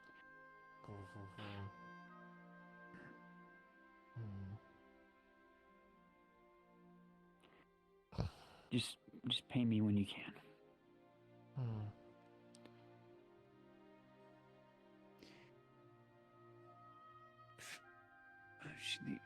She went to go get the bucket of water.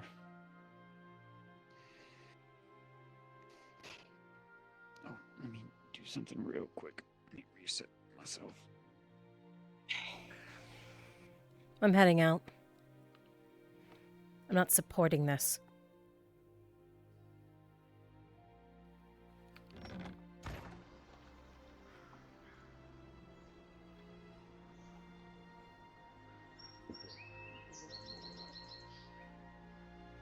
I know, Tang.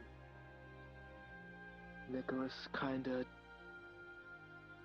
became my grandpa, you know. He talked about Northerners too.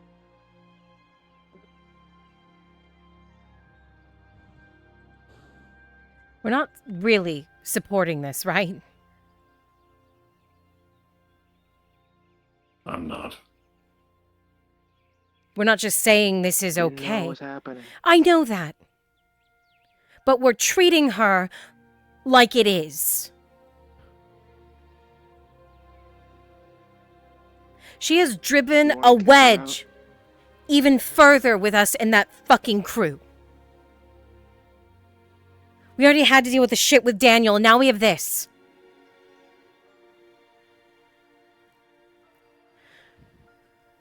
When she's not bleeding out on a bench, we can have a very necessary conversation with her about how we're doing things. If she's consistently stubborn about Northern pride and making sure that she is the best fighter out of all of us, that's not how we're going to survive.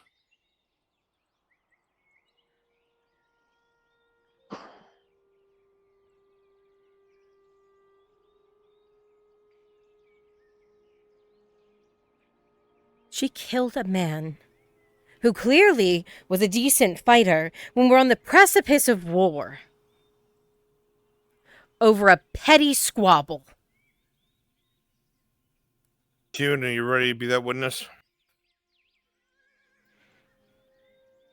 And we're coddling her. On my way. Let's get a Brunswick module, thank What you. do you want to do then? I'm not supporting it. I'll tell you that much. That's what I said when I left the fucking place. I'm not gonna sit there and act like it's okay. And I don't think we should be bringing O'Shawn's business into it either. I'm gonna have to agree with Elle, but I'm here for a different reason. Mr. Tang? Don't suppose you could spare some time later to help go over the arm with me? I'm having a lot of trouble. Just a few problems with the wiring and fingers. Yeah, I can help. When you have time. Not now or immediate, but soon.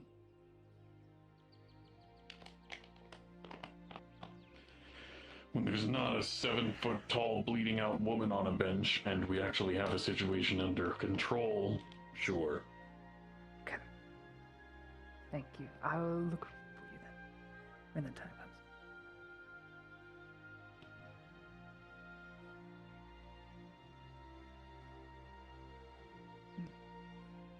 Tell me I'm wrong. You're not. Thank you. The reason why I know why Faye has been coddling Sigvan all this time is because she is a Northerner and we need that. But the problem is, if she doesn't temper those Northern tendencies while she's down here... Even if she's up there, we can't have squabbles like that. That's gonna put us in danger. That just put a target on us. Imagine if it's a whole fucking clan, Tang. I know. That squabble told me that she's not exactly able to shelter people behind her Northern tendencies. She's a danger. It's not a shield, it's a fucking sword.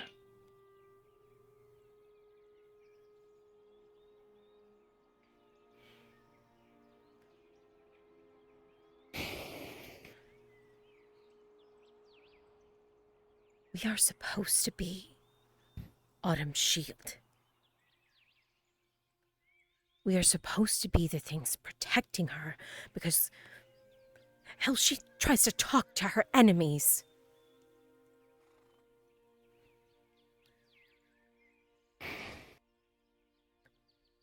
We can't have the person leading in any sort of charge whose first action is to fight.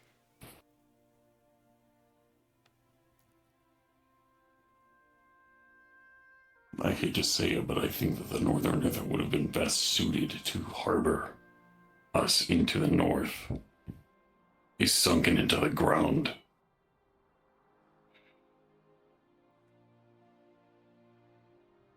If I had to choose anyone to shelter her, It would have been Sif. it would have been Sif.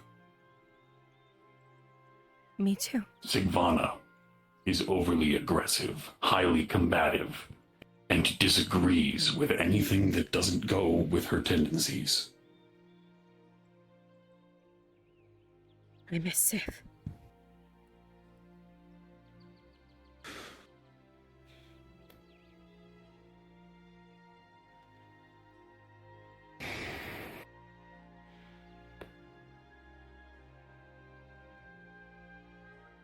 She will never be Sif. I know that. It was what we were hoping. She's not even trying to be. She uses our home, our shelter, with a thankless promise. If you've noticed, she hasn't bent to our accommodations, we've bent to hers. I agree. So unless she is capable of showing flexibility and change, I don't think that this will work out in the long run. I agree. I'm not denying that she is a powerful ally to have, but having her take us under any kind of oversight. Faye took a blood oath with her. Then she needs to start honoring it properly. It's not that. Faye made a promise to her, not the other way around. That she would, in the north, go protect her clan, save her clan. Do we even know what her clan is? No. Do we even know who she comes from? No. How do we know that her clan isn't the one that's currently taking over the north I know. and fighting against the people that we care about? I don't know.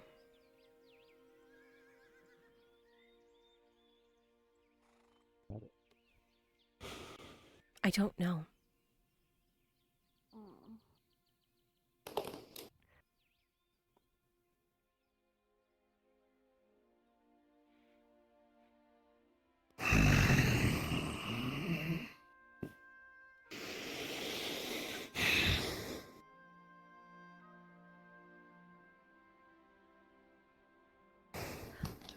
I have a hard enough time managing one.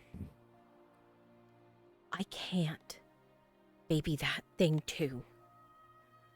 I can't baby a Bjorning. That's not my job.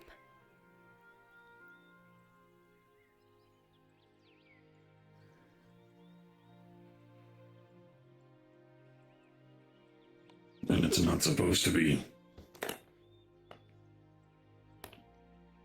But now I have to go try and mediate with pirates. They're all going to point the finger our way.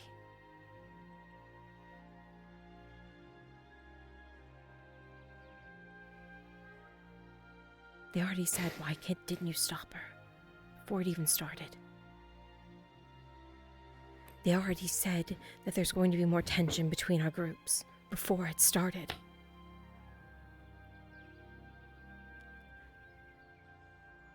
I was praying for Sigvana's death.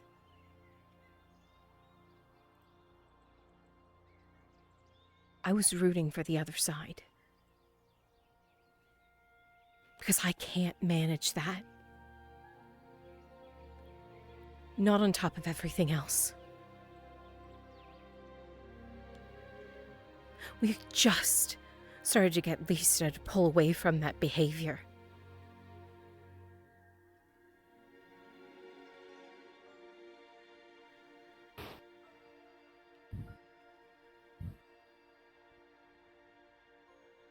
What am I supposed to do?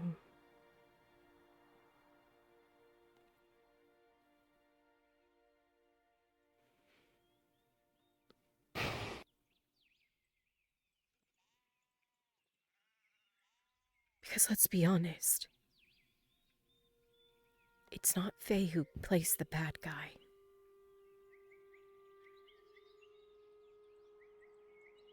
It's me.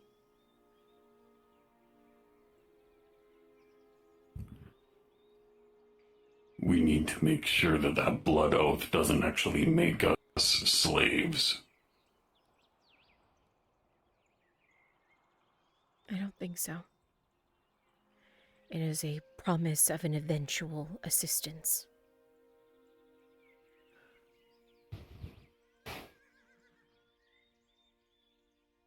Then why is she already acting like she's needing to prepare us? I'm not sure.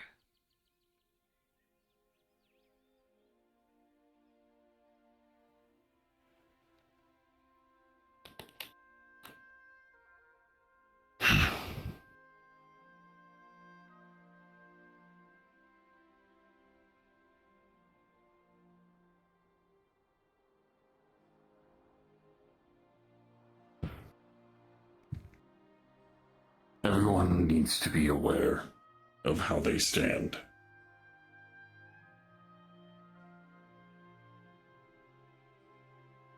Because this is not a beneficial relationship anymore. On that we agree. Either Sigvana shows semblance of change,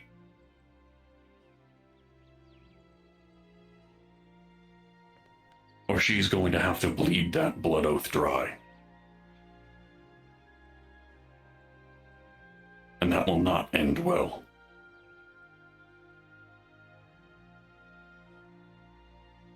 It is either camaraderie or contract.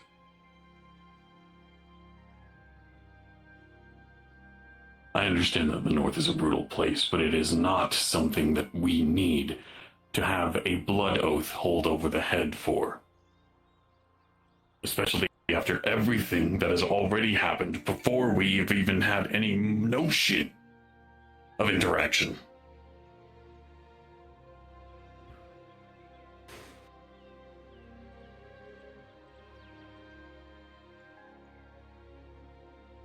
She needs to start bending the knee.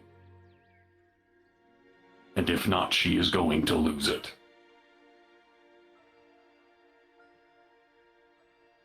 We can't have that again. We can't have what happened today happen again. It didn't just put everything in the future in line, at risk. It put everything in flames. That wasn't protection, that was a fucking Molotov. It set everything on fire.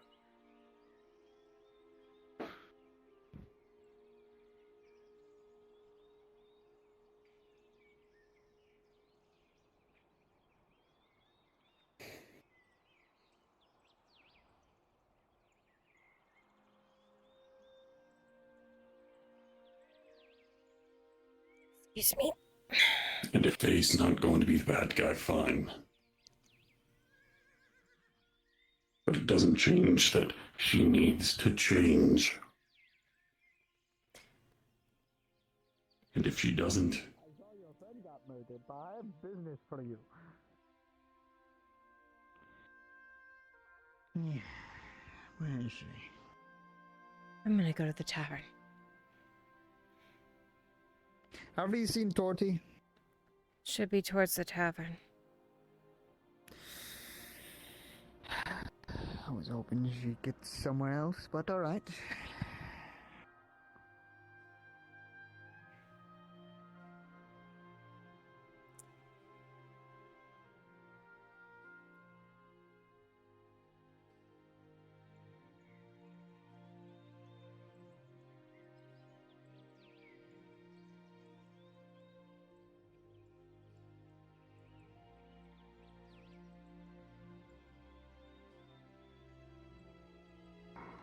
Question, if it's okay.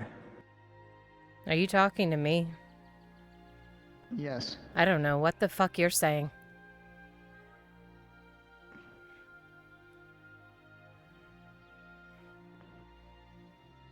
Elvin. Yeah, I know. I don't understand that. Oh, understood.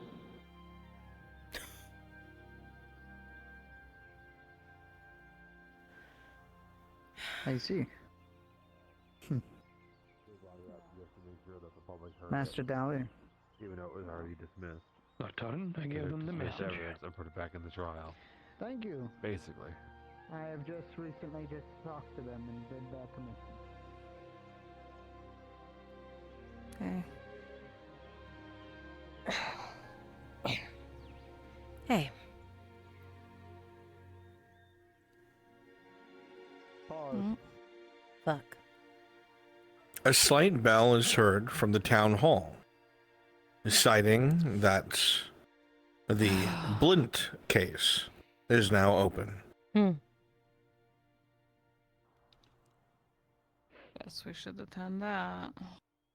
We can watch another one of our friends get in trouble.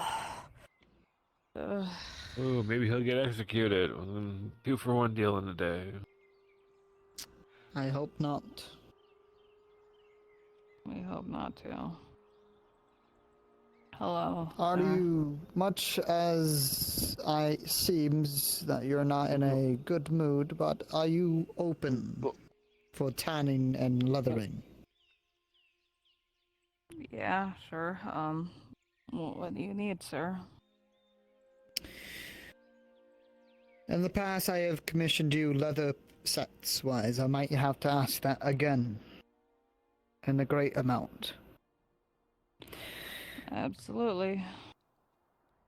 I would like 25 sets. Full sets or just chest plates? Well, how many new recruits did you say? Again, 25 or? 30. 30 sets. 10 Full sets chests. or just chest plate? Oh, 10? 10 are Okay. regular chests. And the rest full. Okay. Chest piece is 7 silver, 70 copper each. Full set is 21 silver, 80 copper each. Okay. I need to get my abacus out. Hold on a second.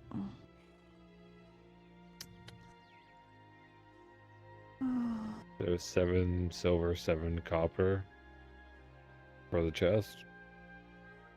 770 for the chest. Yeah.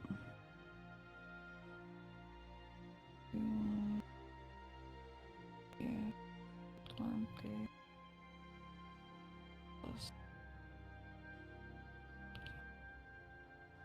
All right, so you're looking at 5 gold, 13 silver. No.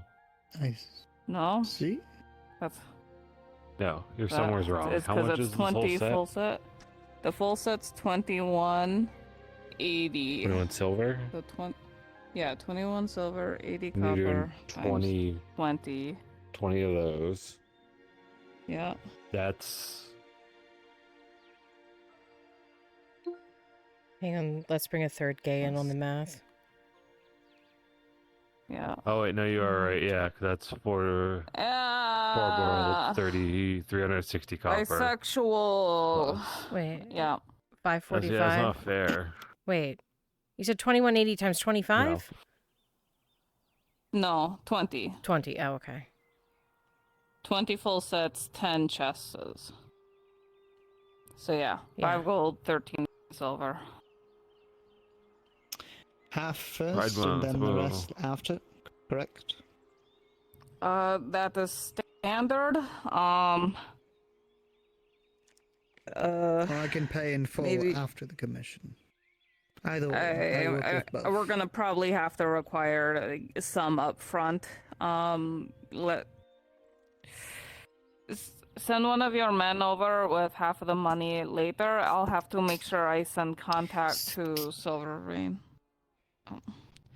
I'm in a That busy half? schedule, don't worry, I have other commissions going off. Wise, that is half. Alright, I'm going to lock this in a safe as soon as fucking possible. 1 second.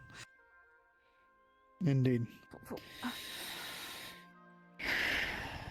You don't look so good as well, Mr. Harper.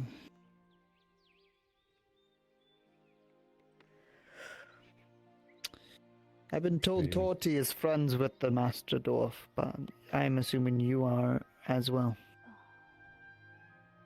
You're the brother. Was. I see. May them rest in peace then.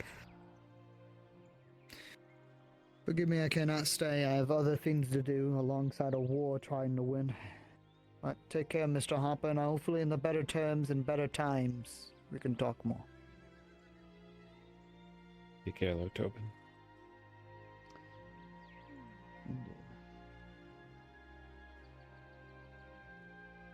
I want to make it clear. I'm not on the side of whatever the fuck happened in there. Your guys' score still went up. 4-0. Yeah, well, I was cheering for your side. Appreciate it. Still doesn't change it. Still lost someone.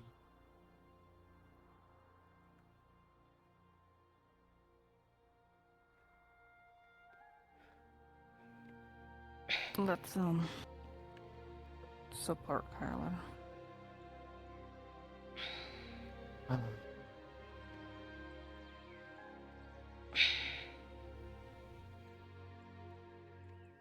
Need more drink. Baby. Here.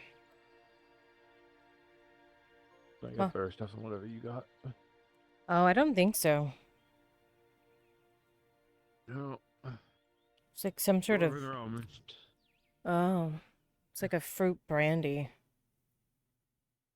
Not enough fruit for right now. Take the dwarven.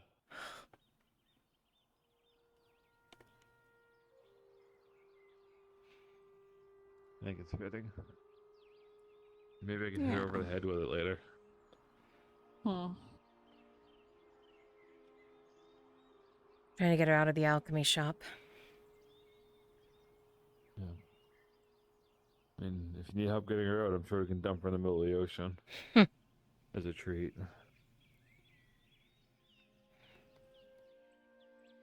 What a fucking treat. Today's been wonderful.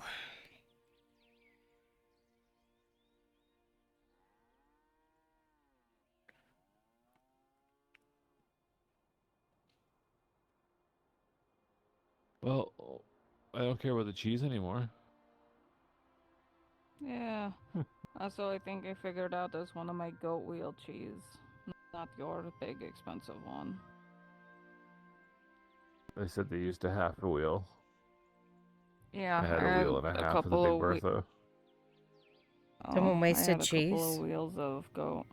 So. I don't know. I don't care. It was only half a gold, or if that. I don't know. My own money from rations coming up for the war. I don't know. I'm used to pissing away my money. It's nothing new. To be fair, I think we made that back with how much they were charging everyone when I wasn't looking. No, they think they made it maybe at max 10 silver. Oh, okay. Kyler Blake is a good friend of mine does not mean I cannot accept every single thing that I hear and see.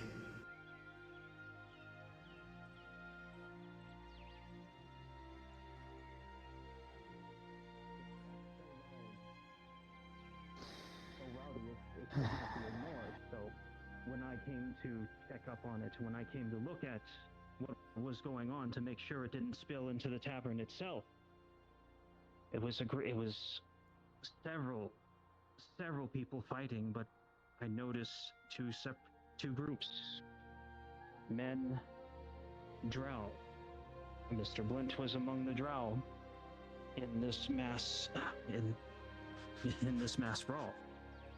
So as I was assessing, looking upon the situation, not entirely eager to dive myself into something that would be over my head, I did witness Mr. Blint. He was fighting closely with a man. They were trading blows. They were exchanging all sorts of punches, what have you. He got to a point where Mr. Blint took the man by the collar, went over to a table as such. I saw this very clearly. I'm not embellishing what I'm saying. Took him by the collar, and one time, not a couple, but a few times, took the man's head to pretty much the corner of a table, and by the time I saw the man Mr. Blint was fighting, blood was pouring down the top of his head, probably close to, I would say, one of his eyes, the temple, likely. Just rolling blood coming all down his face and body, and, well, he wasn't. He was down on the ground. The man died eventually, and it wouldn't. People weren't too keen on sticking around, so everyone involved just left and scattered, and it ended up to a point where it was reported to the powers that be responsible for keeping the peace in keeping the peace in Blackrock. That's it was known, it was reported, and that's all I can say about that.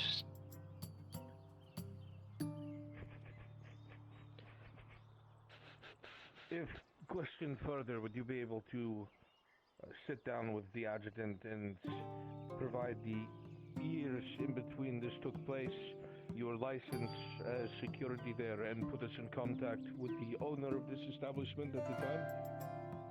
I'm willing to do so to the best of my abilities.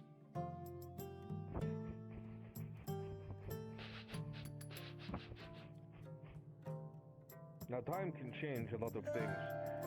Are you certain that you can identify this Mr. Blint? Very certain, sir.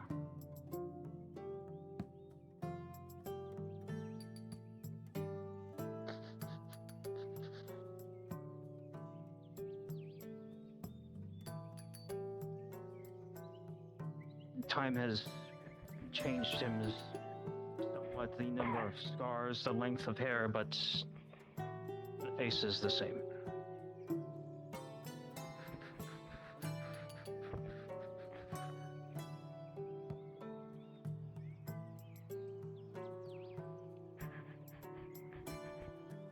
Did it seem that Mr. Blint was, if it was him, acting of sound mind, or did it seem that he was under the influence or drunk?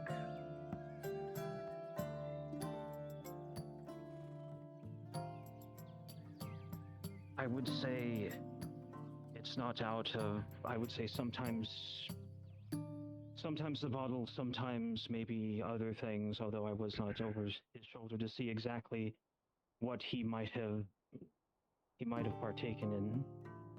But I would, if I had to wager, I would say it would be both. And you say allegedly that they came often to this establishment to gamble? Yes.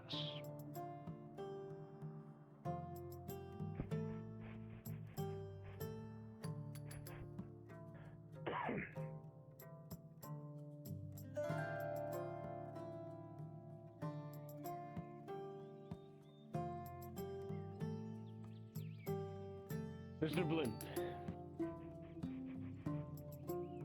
you have anything to say to this testimony?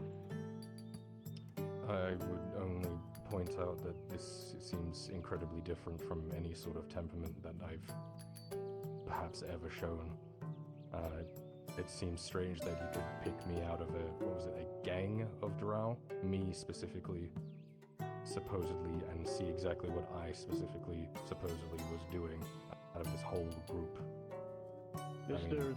Thelic, you claim that Mr. Blind was a regular at this establishment, yes?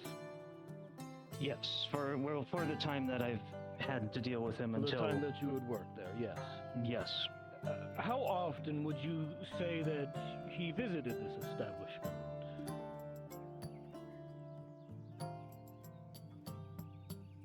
Several times at night, though I would say then his behavior was normal. Well, towards the start, when I first started seeing him come around, it was likely it might have been the rigors and the cost of doing such activities of gambling that might have changed him, caused him to spiral. So when this man first arrived, or started to be a regular at your establishment, he seemed fine.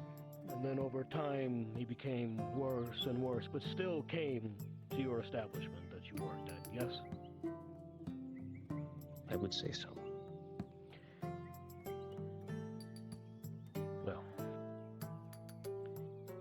I would think, Mr. Blint, that considering how often one had chosen to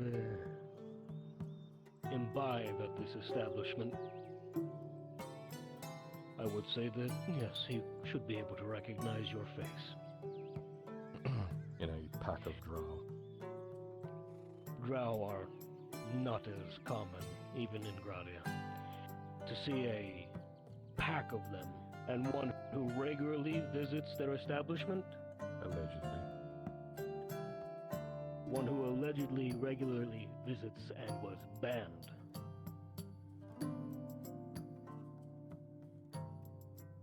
Have you never been to this establishment, Mr. Blint? Is that what you're trying to say? Which establishment was this, sir?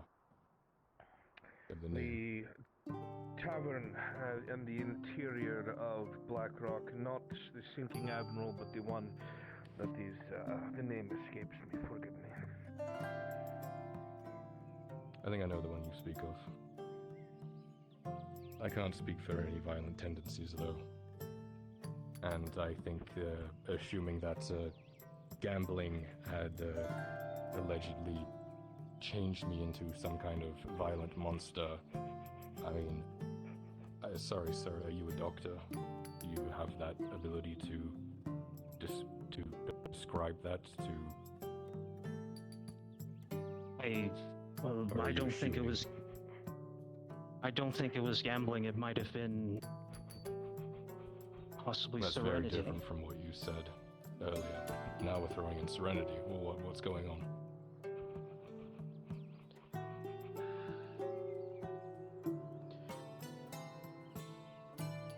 If you cannot state with 100% certainty, Mr. Dalek, there's no room, nor a point for speculation. Speak only the facts you're sure of. Very well, sir.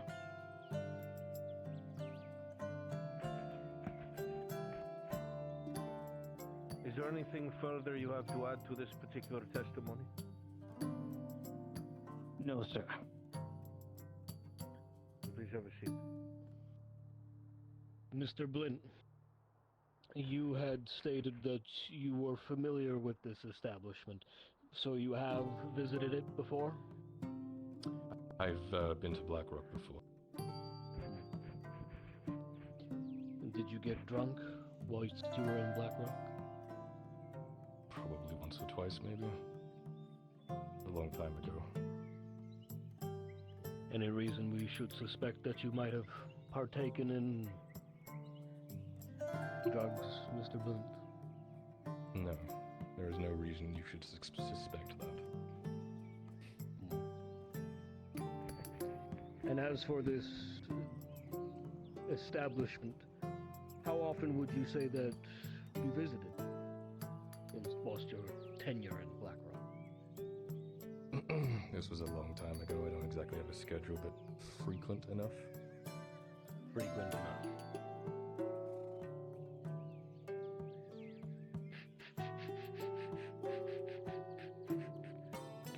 Just to satiate my curiosity, Mr. Blunt, how often would you say is frequent enough? We could put a number on it once or twice a week, maybe. I was more of a sinking Abril kind of guy because, as anyone from Blackrock knows, their protection is handled by the Salt Readers, not random people. Bit more legitimacy there.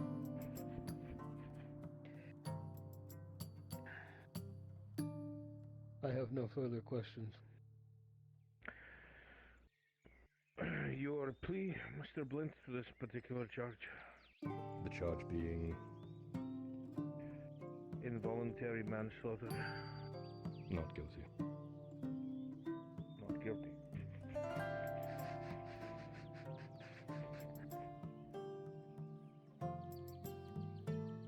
Very well. The court shall move on to the second case.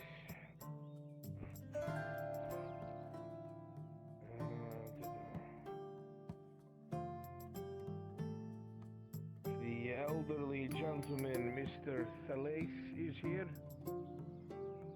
That would be I, yes.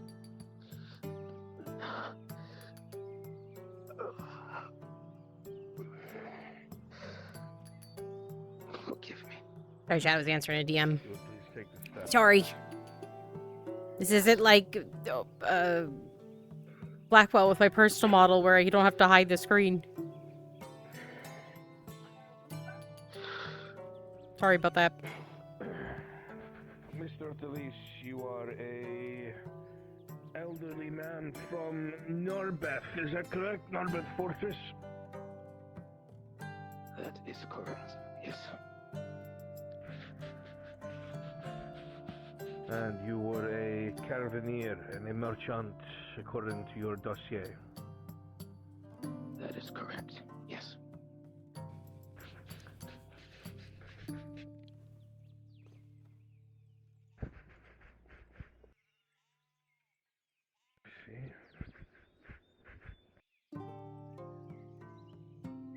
I had Choner in my DMs talking about Until Dawn 2, the announcement that came out today. It looked really good. Kind as to begin with your testimony. Of course. I will recount it, event by event. The day was cloudy. Myself, simple guards, my servant, and my goods were on the main road north of Blackrock, going towards Coracadus, when we stumbled upon an overturned cart on a ledge, if you would. There were people all huddled underneath. They were soaked from the recent rains, pale, muttering to themselves, all showing signs of heavy addiction. one of them was a drow boy. Young, from what I saw. Very young.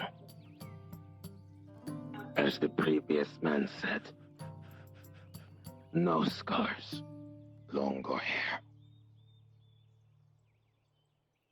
Same face. No, I didn't. He, along with the rest, all in terrible condition, wearing tatters, To be honest, I didn't see much from the conference today. I just saw that trailer. I know there was a lot other announced. Had a personal grudge against other races, even in my younger years. That included the drow. I had sent my servant girl to bring them all water. I would not see these people suffering. However, as she got close, the drow boy, this Kyler Blint, rushed to his feet suddenly, panicked, screaming and yelling. Nonsense.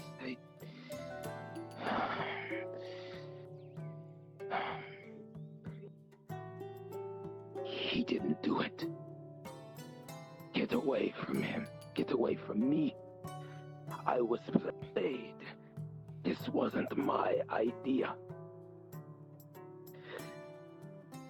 The servant girl tried to calm him down, tried to reach for him. He struggled to get away. He went underneath the cart. This put him and the servant girl in danger. As said before, it was on the edge of a sheer drop. A fatal drop.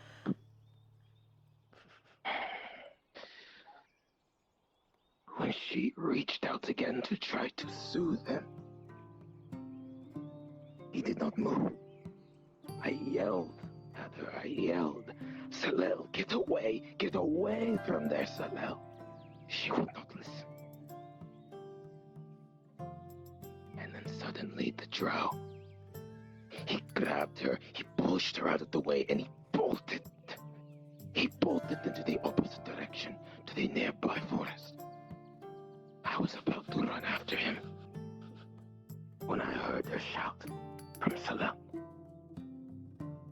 I had turned. She tripped over the shawl around her body. It was caught in a crack in the wagon, and it tumbled over the horse columns. The force of his push knocking Salel into this cart sent them both over the edge. It sent Salel to her death.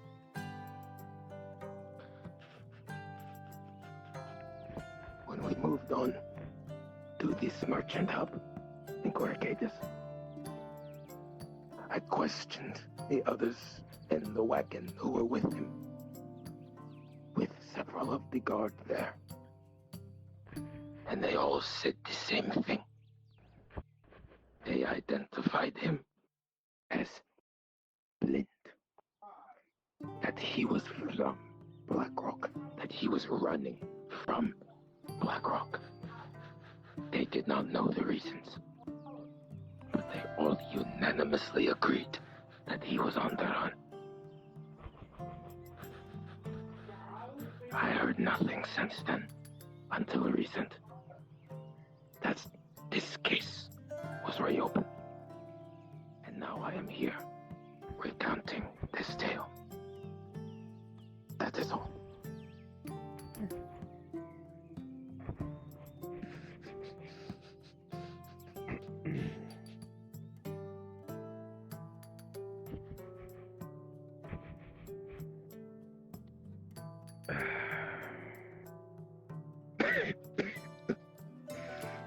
Mr. Thalis, you say when you originally came across this overturned wagon that had some individuals hiding under it, you say that they looked like they were what again? under influence, heavy addiction. Now, how would To what? Describe to me how this would appear. The muttering, all of them, rambling, the shaking. It was as a family of cubs, all next to a rock, shivering. Return to Blackrock. Blackrock is the pirate city in Gradia. Feverish, yes. The same afflictions of that of my son. The same afflictions. Am I to understand? from Which, what you funny said enough, that your son probably just a few months ago, we died were of on that a map for about 2 months. The addiction? Is that what you're saying? There was like a side quest type thing. That would be correct. And this is baseline of information you're using to identify. It's like a city of pirates and thieves. Alleged individuals underneath this cart taking refuge. That is correct. I am very familiar. And you are saying that it was that man behind you.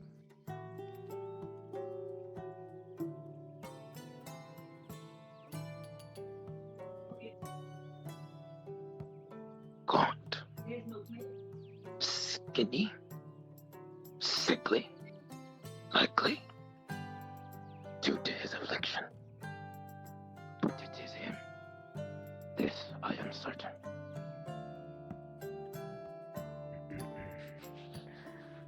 Now you say that if this was the case, that this individual had panicked, was muttering to themselves, and bolted when you were nearby, is that correct? I'm sorry, say one more time.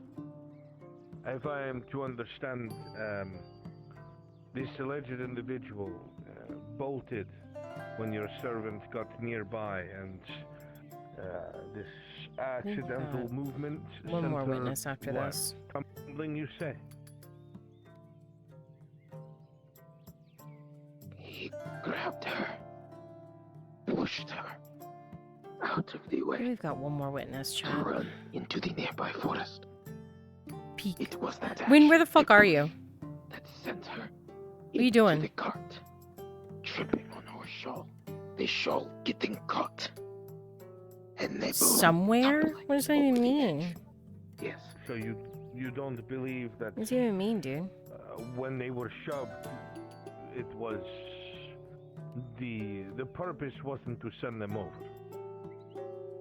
I was the one It was defending the fact the that they were result trying to of bring the woman who just murdered one of the pirate crew into your shop by myself. But I can only say what I saw. Accident or not, this is what happened. Oh, you did? Any questions, Adjutant? Yes. Yeah, they tried to put her in your bed upstairs, and I was like, this is O'Shawn's house, not ours. Talise, yes? Talise. Forgive me. Oh, this is the last one. Our friends and family and other associates that we might be able to speak to. Forgive my wording, but you are, of course, an elder. It's been some time. Tang and I had a good talk about it. These events have occurred. Why are you in the clinic? So, I trust that there would be plenty to speak to your faculties, yes? I am indeed old. But if there is one thing in and on this body that has not failed me yet, it is my mind. This I Oh, am engineer sure of. stuff. Forgive my questioning. But you, with absolute certainty, are sure that the one that you saw on that day is that man right there.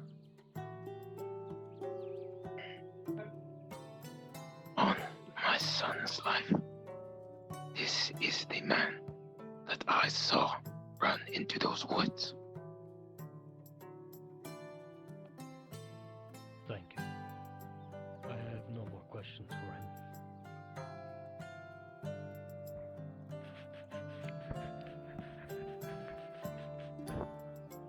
Mr. Ellis, you may have a seat. Thank you.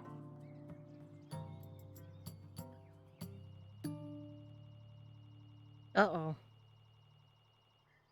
In our previous trials, more and more people seem to have, well, seen you committing these crimes. And every time you contest that you were never there, or these people don't know what they're talking about. What do you have to say now, Mr. Blint? More of the same? The right to defend myself, yes, I intend to. Please do so, Mr. Blint. I question, you said it'd been a couple of years and before this ever came up again, and you remembered it all those years, like, why?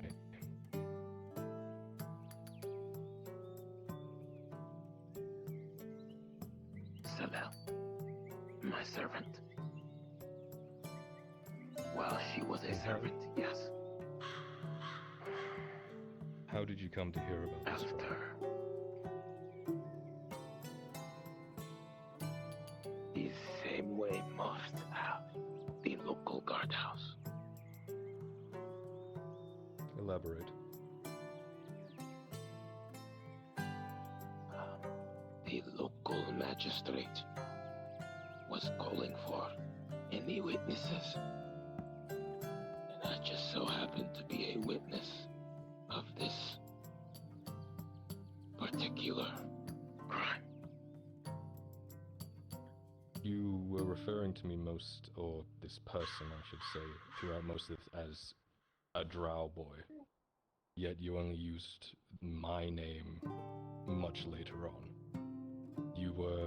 This person was identified to be me, apparently, by someone who wasn't there, you were saying.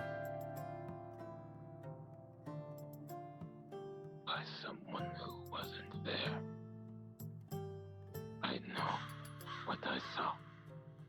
While then, at the moment, I had no name. But every person at that cart said Blint. Blint, Blint, Blint. And I'm a little confused. Am I someone who has enough money to gamble, supposedly, or am I an addicted person who's under the cart while it's raining and cold and shivering? I don't... If we could play devil's advocate, if we are to create a timeline here, it could easily be said that someone has lost their luck and gambled their way into a hole and perhaps found another way to cope. And then that way of coping took over their life. I thought we weren't. Of course, doing this would of course be speculation, but a lot of your questions of this gentleman are speculation. Yes, well. I pledge not guilty to, what is it? I would assume involuntary I cannot say that this would be murder. Either involuntary or accidental, if it was proven true. Involuntary. Then not guilty. Mr. Blint, before we continue on, I'm just curious. What was the reasoning that you asked how they had come to hear about this trial?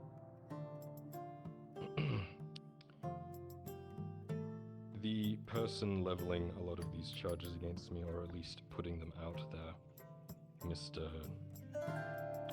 Edric Daltone, was a member of a group of people that I survived with back in Corcatus. He has a personal gripe with me, and I wouldn't put it past him to track down people that he could place in rough areas. What do you mean exactly by a group you survived with?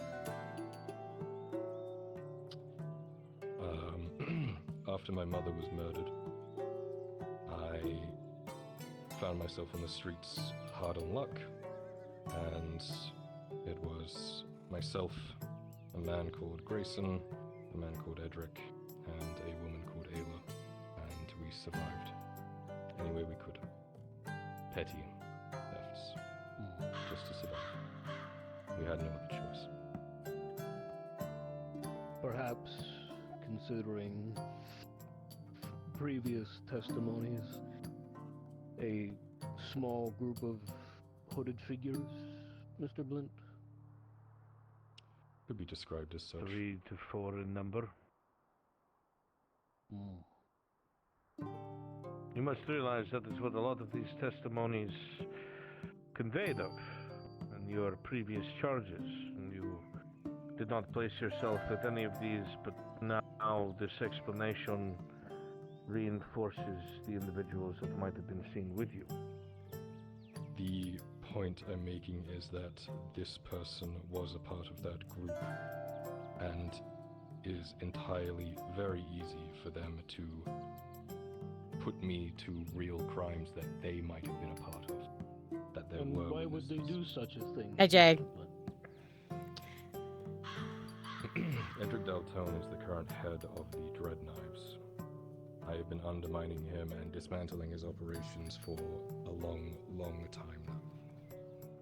He has a personal gripe with me, and up until recently he assumed I was dead, because he tried to... The issue here is, even if this Adric guy was there, right?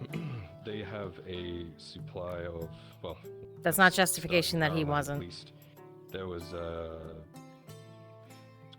can't remember the name of the town, but there was a lot of Can hear you stream behind. Hi! and people were trying to figure out how and why. When I realized they were related to the Dread Knives, I took it upon myself to destroy the entire operation. You can check with the magistrates of that town. I'll have to remember it again later, if they're still alive after the rats.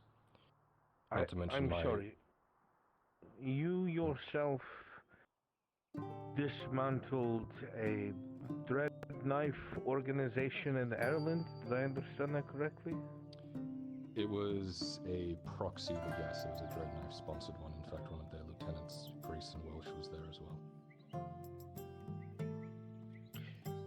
Correct me if I am wrong, but a couple of these names that you have given as Dread Knives, did you not say that they were a part of the group you survived with? Clarify, please? Well, you had stated previously that you had survived with a small group. Oh, And yes. If my memory serves me correctly, you listed some I of think the my names brain's that too are mush for members of politics this tonight, Dread chat. Yes. Forgive me. So you were a Dread Knife? No. We were a small group of... I guess it's not even politics for a court trial. We were a family, just trying to survive. And everything we tried to do, I tried to keep small. I only wanted to survive, but other people in that group only wanted power and money, and when it got to the point that I was becoming too much of an obstacle, they tried to kill me. After that, they became engrossed. We are politics, huh? Yeah, we have them. We have these here. I wasn't involved in. Medieval fantasy politics and criminal trials.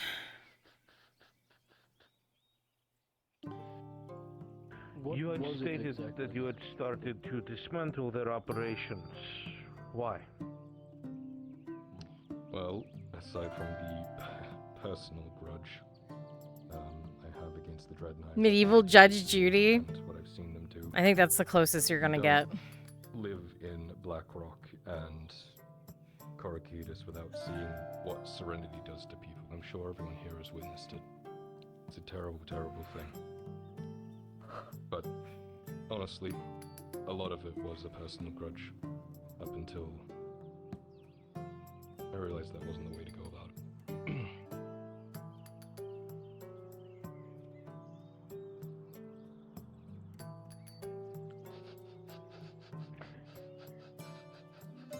The insinuations here, Mr. Blint, do not seem like this was done within legal means. The insinuations being. The words using dismantling and revenge to get back at those who had backstabbed you. Charcoal? Are they still alive? I mean, I'm trying to think. I mean, we have a lumber site. Is the lumber site even there? Mentioned that was there this name that you We do gave make in this charcoal. town that you don't I just remember don't really the know name how of. we technically make charcoal because we don't really have charcoal burners. How is he dead? defended. I killed him. He defended his operation to the last. He would not come quietly. He would not surrender. He would not be arrested. We do make charcoal. Charcoal. Were you given some sort of authority to do this? I was the magistrate of the town.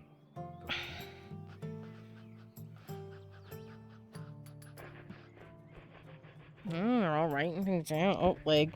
I could point to it on a map. I just don't remember its name. They're all writing things down. They're all writing things down. Oh shit, it's getting serious. Just north of Edwick. How is it?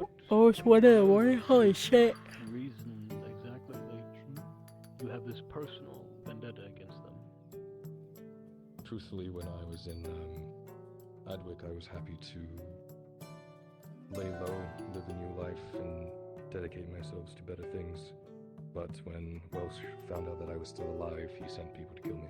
I'm trying to raise Lennon's volume. And this Welsh, what was this organization around? Did it have a name? What did it do? It's not gonna let me. The Dread Knives? Well, you said they were an offshoot of Proxy. Oh, Black Serpents, they might have been. There was two main gangs in Adwick. It was a while ago, you'll have to forgive me. Did he just out the Black Serpents? And what was it that they dealt in or did or were busy with? The Black Serpents did a lot of unsavory things from my understanding, but the one I was more concerned about was them bringing Serenity into Adwick. The Dread Knives had the operation to smuggle it into Ireland. They had a distribution hub in this town, and from what I understand, the Black Serpents were bringing it into Adwick itself. Please understand my line of thinking. It is the adjutant and I's job to look in between the lines of speculation and to try to come to conclusions and pick up on trails when things are spoken but not fully. There are several testimonies here that, if we are able to establish a timeline, seems to be one that is a spiral. A spiral of behavior that shows someone losing control, trying to cope, and now that we have shifted off topic, you seem to be very involved with the dismantling of a Serenity operation. And you speak with it with quite distaste.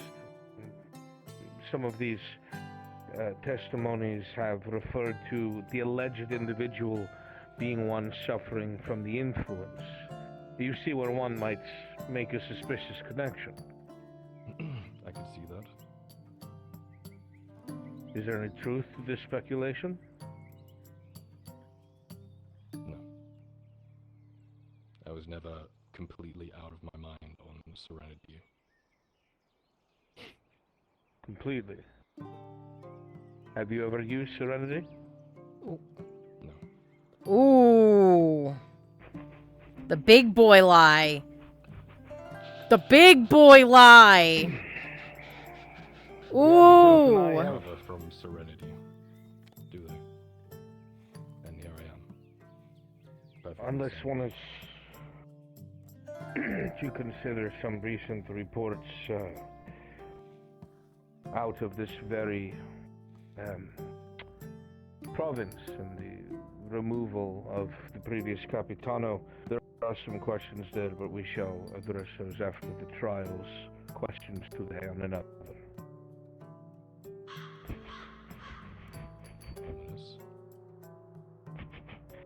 Nothing ominous about it, just... Again, our job is to make connections, and it is not a secret, it is public information from the Berni why the previous Capitano was removed. It was brought up in your defense, and the things he was up to, and once again, Serenity was brought up. Oh yeah, he was a being major grown within addict. This province, sold The within season this province. 1 if and 2, records in your he was defense are to be strung out believed, on Serenity. There was an alchemist here He who was a worked on relapsing a addict reversal who process, part or of I his don't like to use the detriments word cure, were but something of based the around needing that drug. sort. This will be investigated further after this. So he's major lying. It took Faye, the elf there. She had like a whole arc where they came up with a for Mr. Thalys. counter cure for Serenity addiction. For Mr. Thalys, no. So that was a big fat lie. Just big fat Assumed lie. Not guilty. Correct. That was a big fat lie.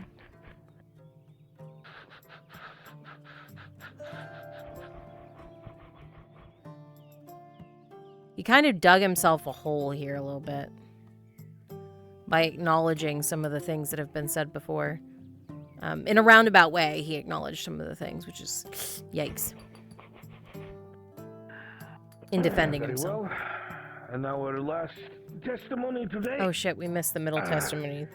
Did you Mr. Forgive me if I mispronounce this. Kazimuk? Kazimok of Black Rock. Correct. If you would take the stand, sir.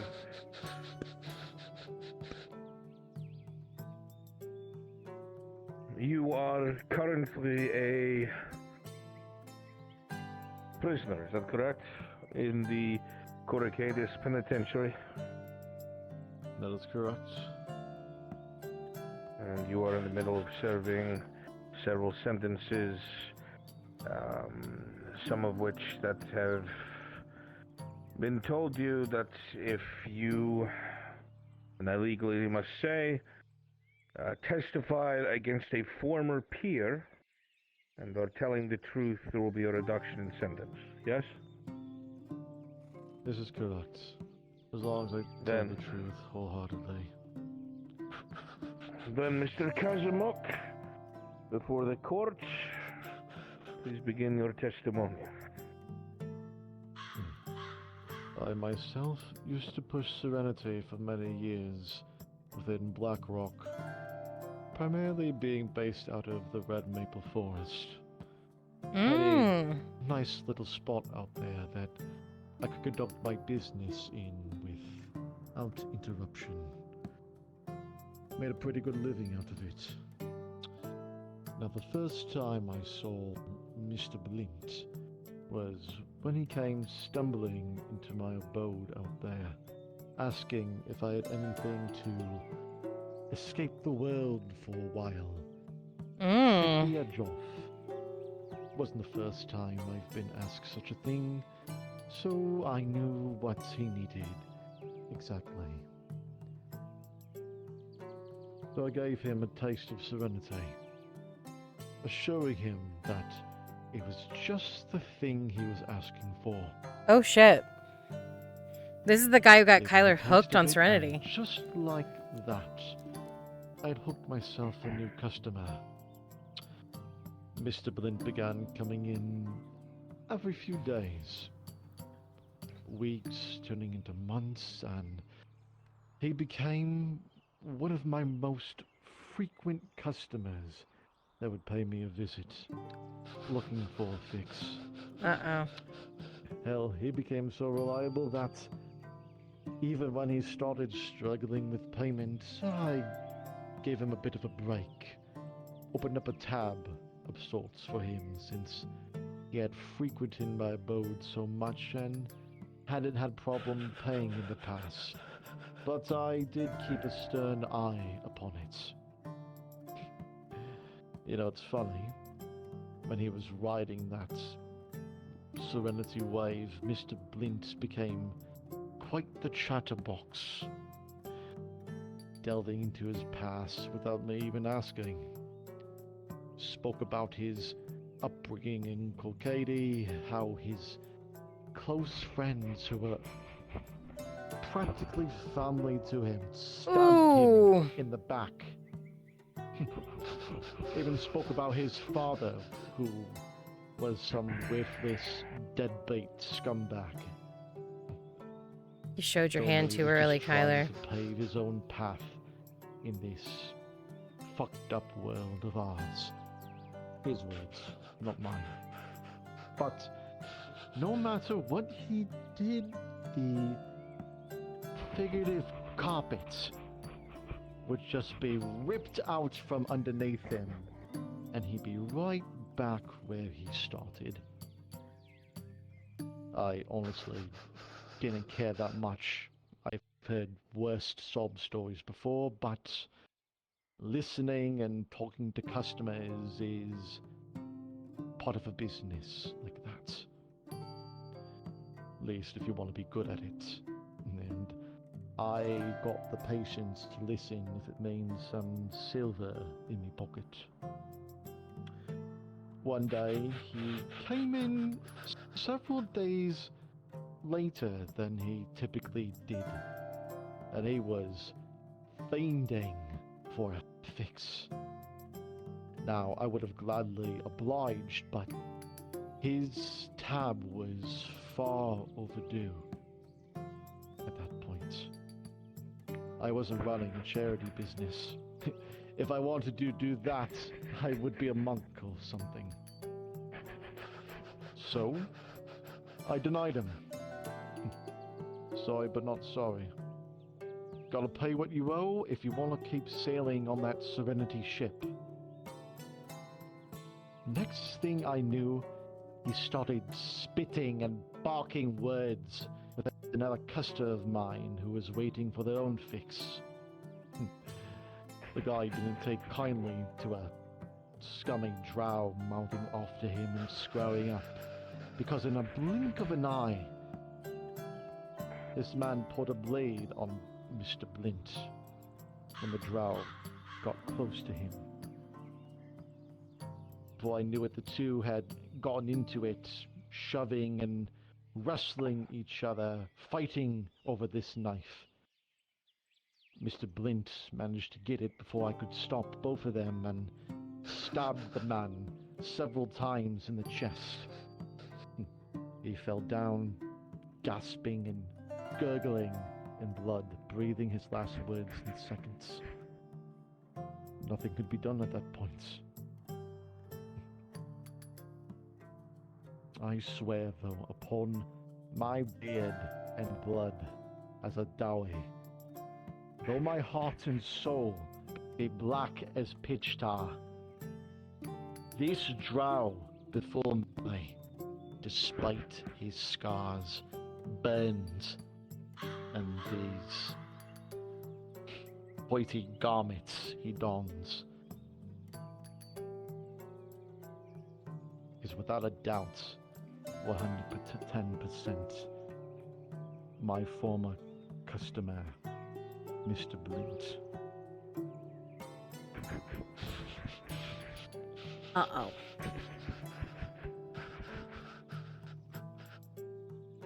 I witnessed him murder a man because he couldn't get his fix, and I was forced to hide the body with him to cover my own ass, weapon and all. The man had friends in the right places, and those friends were going to come looking for him one way or another. Mr. Kazumuk, you say that you were a Serenity dealer for about how many years do you think this was the case? At that point, I would say over a decade. Did you work exclusively out of Blackrock, or did you move around? Exclusively out of Blackrock. I had no reason to travel elsewhere, expand the business elsewhere. There is no doubt that your kind of business is despicable, that it's built in a way to draw in people who oftentimes will either spend all of their coin or come to you and establish a debt. Is this not correct? This is correct. It is a parasitic business model that you pushed. I'm not a good person through and through, I'll admit that, but I have no regrets for what I've done.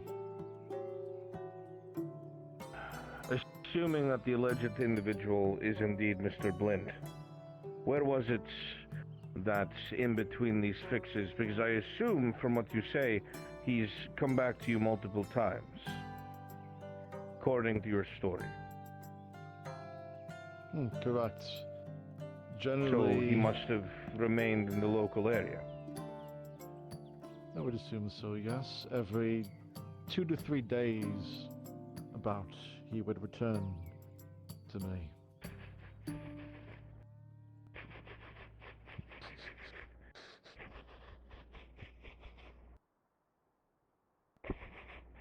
And you had said he had built up a tab with you, is this correct? This is correct. Once several months had passed. This is reaching and speculation on my part, but because of the nature of the business you do and the kind of criminals that you would brush shoulders with, this alleged individual, did they seem like the type that may be spending most of their time trying to gain their money in a similar way, such as gambling?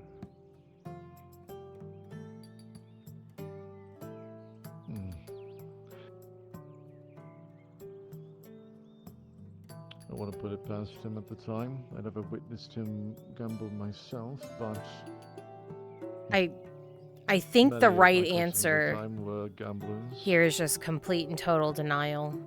He's already said that he's never had Did serenity. he ever give you a reason why? And he's you were already then able to pay pointed your a tab? finger at I think his That name's he did Adric, not. as setting this up. I think the easiest thing would be to call this man a liar, point the finger at him, say Adric, that if it's a you will. bribe.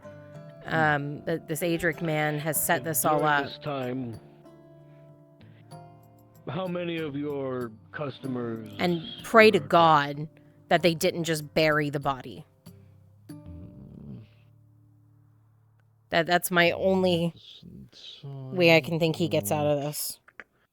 Out is my crowd. Because if they didn't like throw it into the ocean, for example, with the weapon, they're just gonna say, "Well, let's show us where you hid the body." A small handful. So just So it's kind of, this one's tough. give me a simpler number: 3 to 5, 1 to 10. I would say 4. 4. Not many drow. No.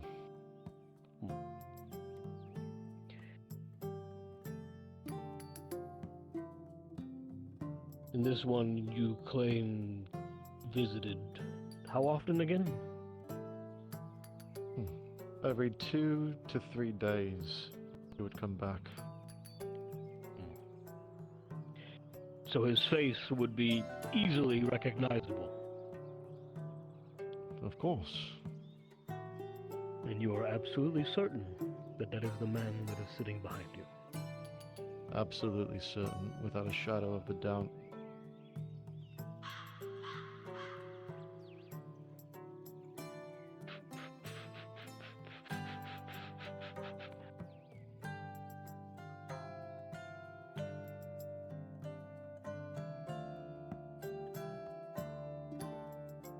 Mr. Blint. You may sit down. Once more, we find ourselves at this crossroad, where all of these previous testimonies are starting to paint a picture of one's decline. What do you have to say in your defense? Well, a few things on this one in particular. He's, a prisoner that was offered potential time off if he gave up people, so immediately we have a conflict of interest. Second, Only part if of I his- told the truth. Second, part of his story involved this person, supposedly me, talking about their father being a deadbeat. And what was it that you said? Deadbeat scumbag? Sure. Can't have been me. Never met my father.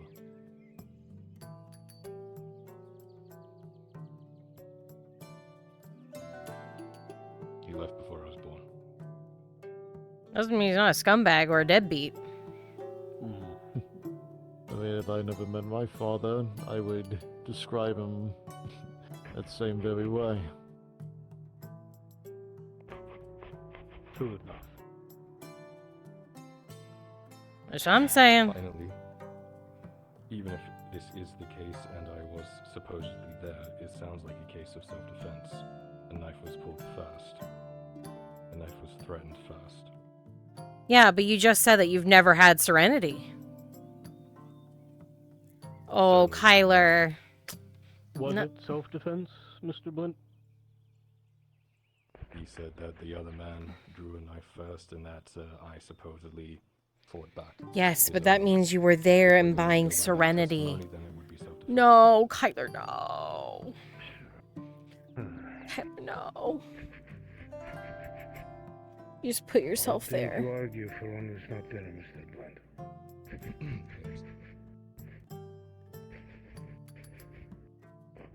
Oh, shit, dude.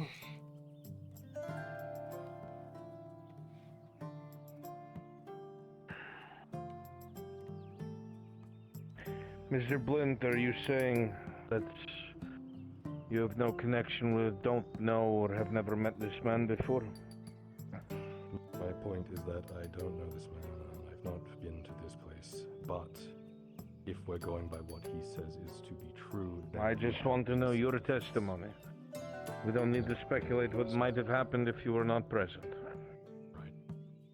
No, I don't know this man. Over-explaining is a dangerous thing. That's Brunswick warning him. Then you say that Mr. Kazumuk has never had contact with you. Correct. And once again, the accusations of being addicted to Serenity. Incorrect. I think it's also very easy, though, to come up with answers for these because we already heard the story. Like, And your obviously, plea? being an NPC, we know the story in advance. He's getting blindsided.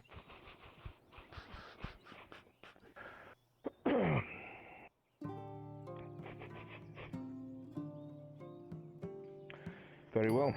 Closing remarks are these. That the current information and testimony, charges and pleas shall be brought before the representative and the two adjutants. They will be cross-referenced with each other, and a decision will be made as per each charge, based off of the information present and what it is can be believably reinforced or deduced or thrown away. This will take a few days' time. When the adjutants and the representative have reached a conclusion, it shall be announced publicly.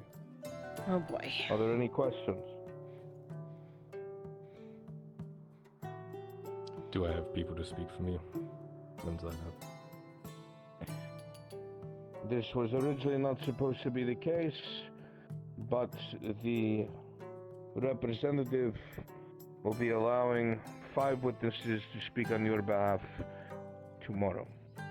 Why was this not originally the case?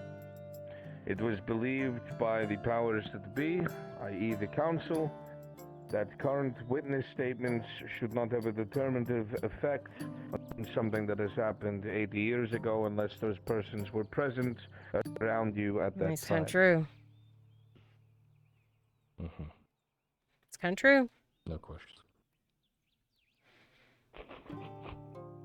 Then if that is the case, Today's meeting is adjourned. The courts have come to a close. Thank you to the witnesses who have traveled so far to give their testimony. Thank you to the adjutants for assisting me in this, and of course, to the representative. Everyone is dismissed. Good time. I need a break. Goodbye. Mr. Blend, thank you for your time and cooperation.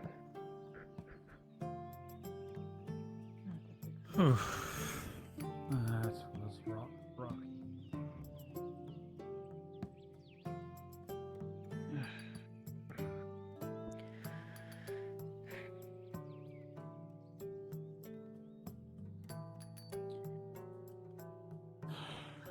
That was sobering.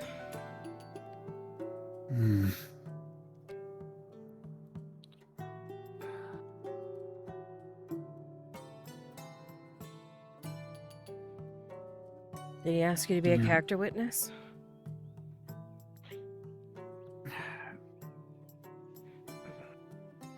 Don't think so at the moment. I mean, it's I'll be honest, he kind can't. of hard. Yeah, I know. That's what I'm saying. It's kind of hard. I told him it's like I've only been this, not even a month. Yeah. It's not much credit there. Yeah. And I'll be honest, I didn't really interact with him when we were in Adwick. Yeah. But I do It know. sounds like they wanted people that he knew 80 years ago. Yeah, I know. Not to mention, I don't really feel comfortable lying. He lied. I mean, I don't know about the murders. But I think everyone knows he was involved with Serenity. Most of well, that much I'm sure of, but most of the other What's the point of accounts the of his lie, life I don't know. Most of his accounts I don't know of. As far as his deep past, I don't know. Yeah, I know. Arn That's what I'm knows more than anyone. Yeah. That's what I'm saying. I don't think any of us know about, the murders or anything like that, but we do know he lied about the Serenity thing.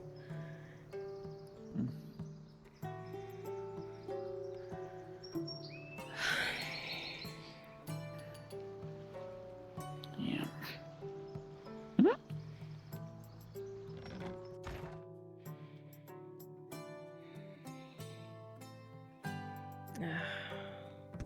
What's the point of lying about Serenity, though? I don't know. I guess to seem further innocent or further from whatever things they were accusing him of, since most of them were pointing the finger, saying that whomever it was that was doing the acts were strung out. To say that he's never touched Serenity would mean that there's no way it's him. The next witness kind of fucked that all over. Entirely. He also gave a lot of information. I don't know. Might help him, might not. I don't know. That's why we all know Gradius is corrupt as shit. Yeah, but it doesn't mean all of it's lies. Yeah, I know. The fact that he lied, I think, speaks to saying not all of it's lies. It's just what of it's truth and what of it's not. And what are they going to actually pin him with? Yeah. It'd be pretty wise of him, I think, to plead guilty to some of the lesser charges like theft or something like that. He just pleaded innocent to everything today, but everything today was manslaughter, so yeah, don't blame him for that. I don't know.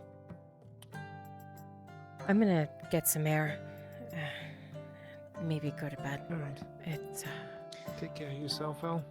Yeah, out of character, I probably will be going soon. I'm getting tired. I'm tired. Yeah. Love you. She's still in there.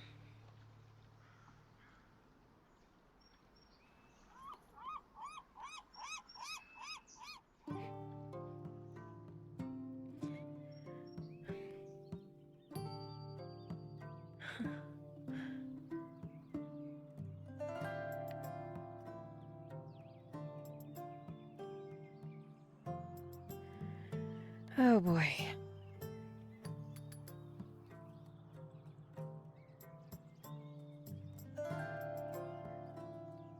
You don't look happy. Not. Why would I be? I wasn't exactly expecting you to be, but She's in there. I still have to deal with that. But then, were you in there listening to the testimonies?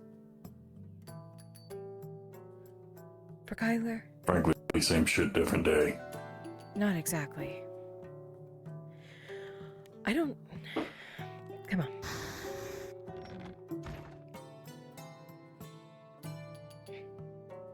I listened to about half of it before I realized that it was just trudging down the same roads that they've been going down since the beginning. Well, the last one is one to hear. Oh, great. The last one was apparently his drug dealer. The one who got him addicted to Serenity. So everything that he confessed to and said that he had no involvement with was immediately shattered by the third witness. And apparently, he killed a man right in front of him, and the two of them buried the body together.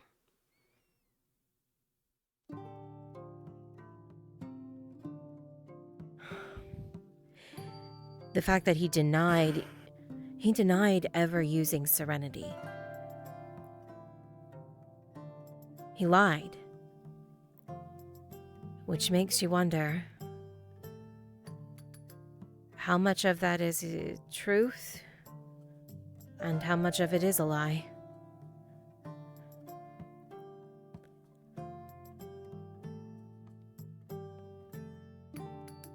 They're calling character witnesses tomorrow. He's getting 5 of them.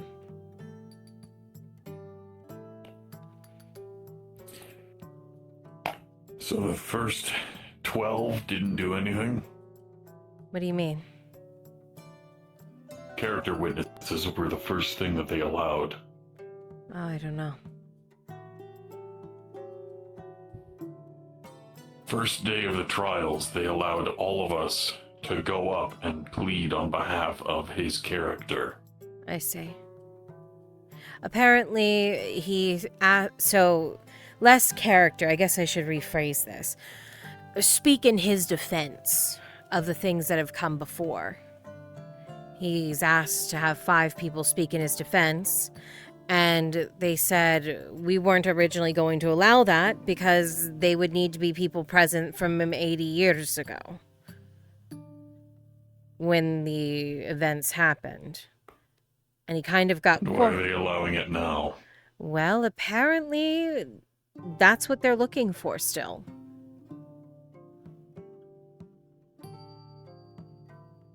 Character witnesses from 50 years ago.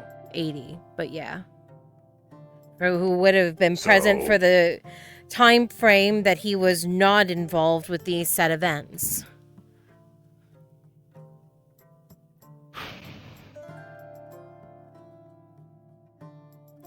I don't know. So, everybody who's dead, gone, or too old to make any kind of movement. They've offered him 5 witnesses, so I'm curious what he's going to pull together. But it's happening tomorrow. Because they were just going to sentence judgment. That was going to be the next step. They were going to charge him with the ones that they found to be valid and throw out the ones that otherwise, you know. We're under scrutiny. Yeah.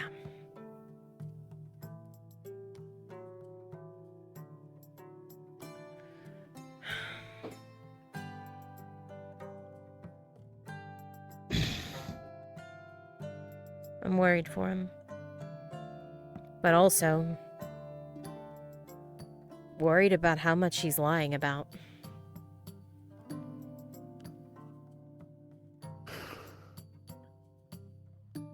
I mean, I'm not judging him. People did things to survive, I'm sure, but... If I had to hazard a guess, I would say it's a matter of principle. Yeah. These things could have happened, yes, but the motivations behind them are shaky at best. All of the excuses or explanations that I have heard of why he had done any and all of the crimes have all been tied to Serenity. Yeah. An addict. So, since he is no longer able to prove the fact that he is, or was, ever not involved with Serenity, unless he did in that last testimony, I'm not sure. He denied it, but he couldn't prove anything. It was his word against the dwarf, the one who said that he got him hooked. And the thing is, if depending on what they did with the body, it's possible that this dwarf could point it out. Then why hasn't he? I don't know. I mean, they didn't ask. I know that a body is very difficult to uncover after 80 years. Yeah. But aside from saying verbally, we hid the body of this person, what proof does he have that he was involved in it at all? His word against, their word against each other's. Shaky.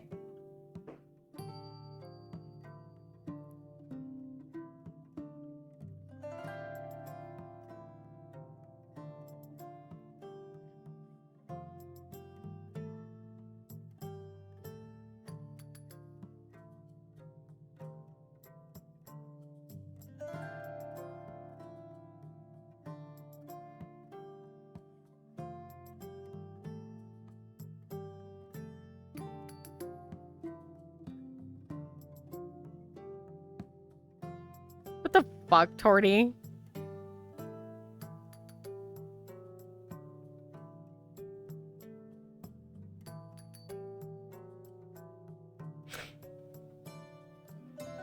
What the fuck?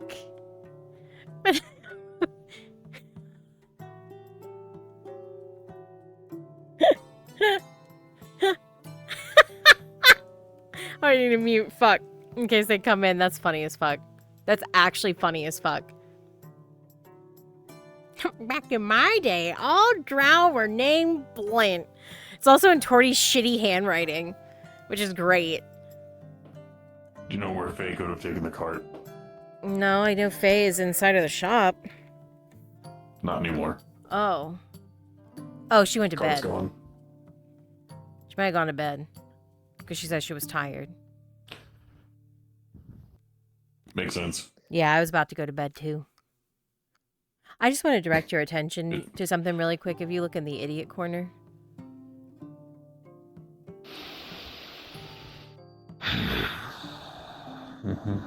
It's relevant.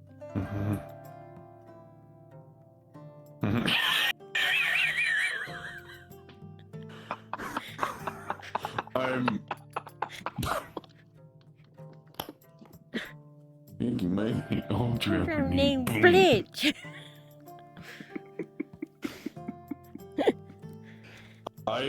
I'm not gonna lie, fucking court sucks when you're not able to do anything.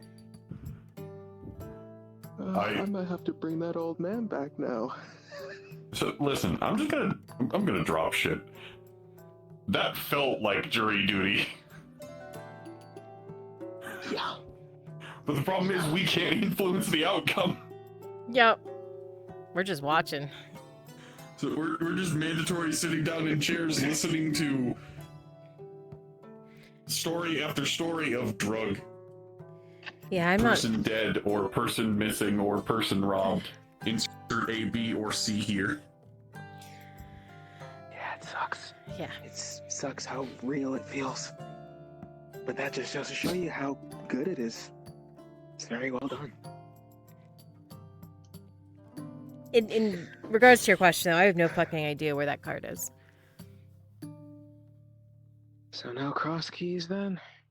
Oh. She's going to bed? No. Yeah, she went to bed. No cross keys. Yeah. She probably have to pay So for it went back to Grove. Do I stay here or do I go out? What do you mean? She's supposed to protect her. Oh, I don't know where she went. She's supposed to be I with her. assume she stayed in the alchemy shop. I'm gonna be honest. I mean, you can ask her. She's in Grove Alerts. So You do have that funky tattoo that tells you where she is. Yeah. No, I don't. But anyway. Oh yeah, no. You have the funky tattoo that tells you where you are. No, she doesn't have the funky tattoo. Period. Her. Oh, me? I have the funky she tattoo does. that I can track her. Yeah, I do. I have the funky tats that you tell me where good. she is. I do. I Do do. it. Yeah, I'm a weirdo. I did the freaking ritual twice. I still don't have one. Spear.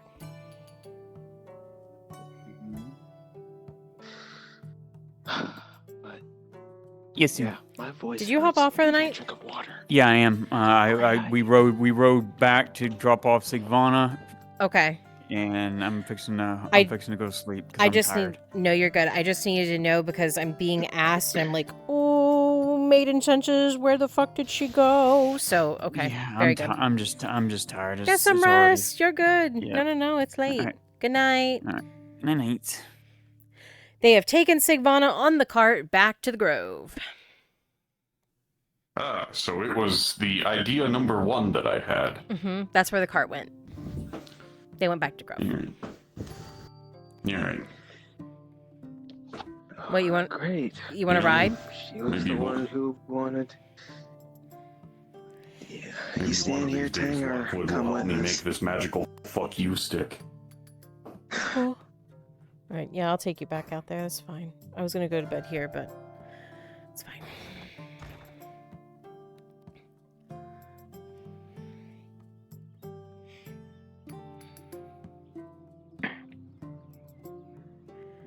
You come with us, or I don't know. You can. there's the one playing an old man. You shouldn't be calling.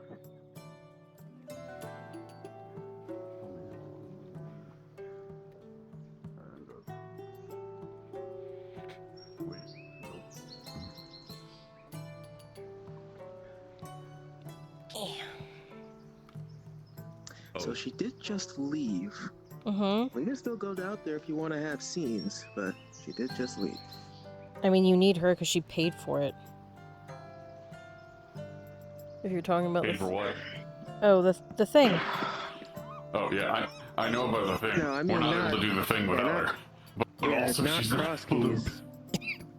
I'm saying we Not can still that. go home. Scenes at We can still Grove. have scenes home, but she just won't be there.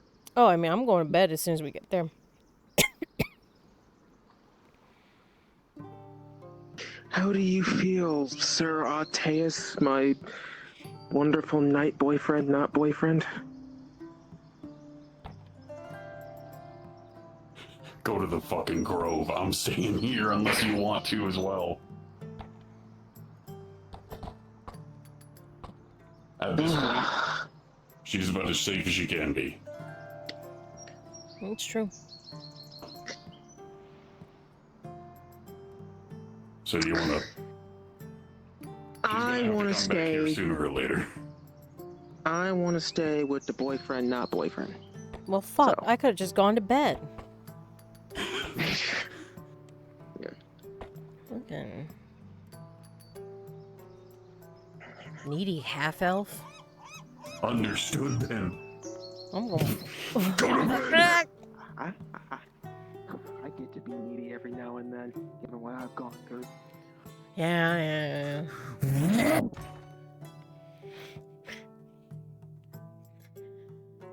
All right, chat. I'm going to bed. I'm tired. I'm like, I'm tired. I'm tired as fuck, chat. I'm going to bed. I'm so tired. Oh, it's loud in here. I'm gonna go the other room. I'm gonna go take a shower real quick. Chat, I'm so tired. I'm so absolutely tired. I'm going to bed. Tomorrow, I'm not sure if we're doing Skyrim or if we're doing something else tomorrow. I haven't quite decided yet, but we will do something. We will do something tomorrow. Let me send y'all on a raid. Welcome back to FT, folks. It was a mild night tonight. It's only gonna get worse. Cause look. Cause look. Look at all that new section of map. Oh, fuck. Oh, fuck.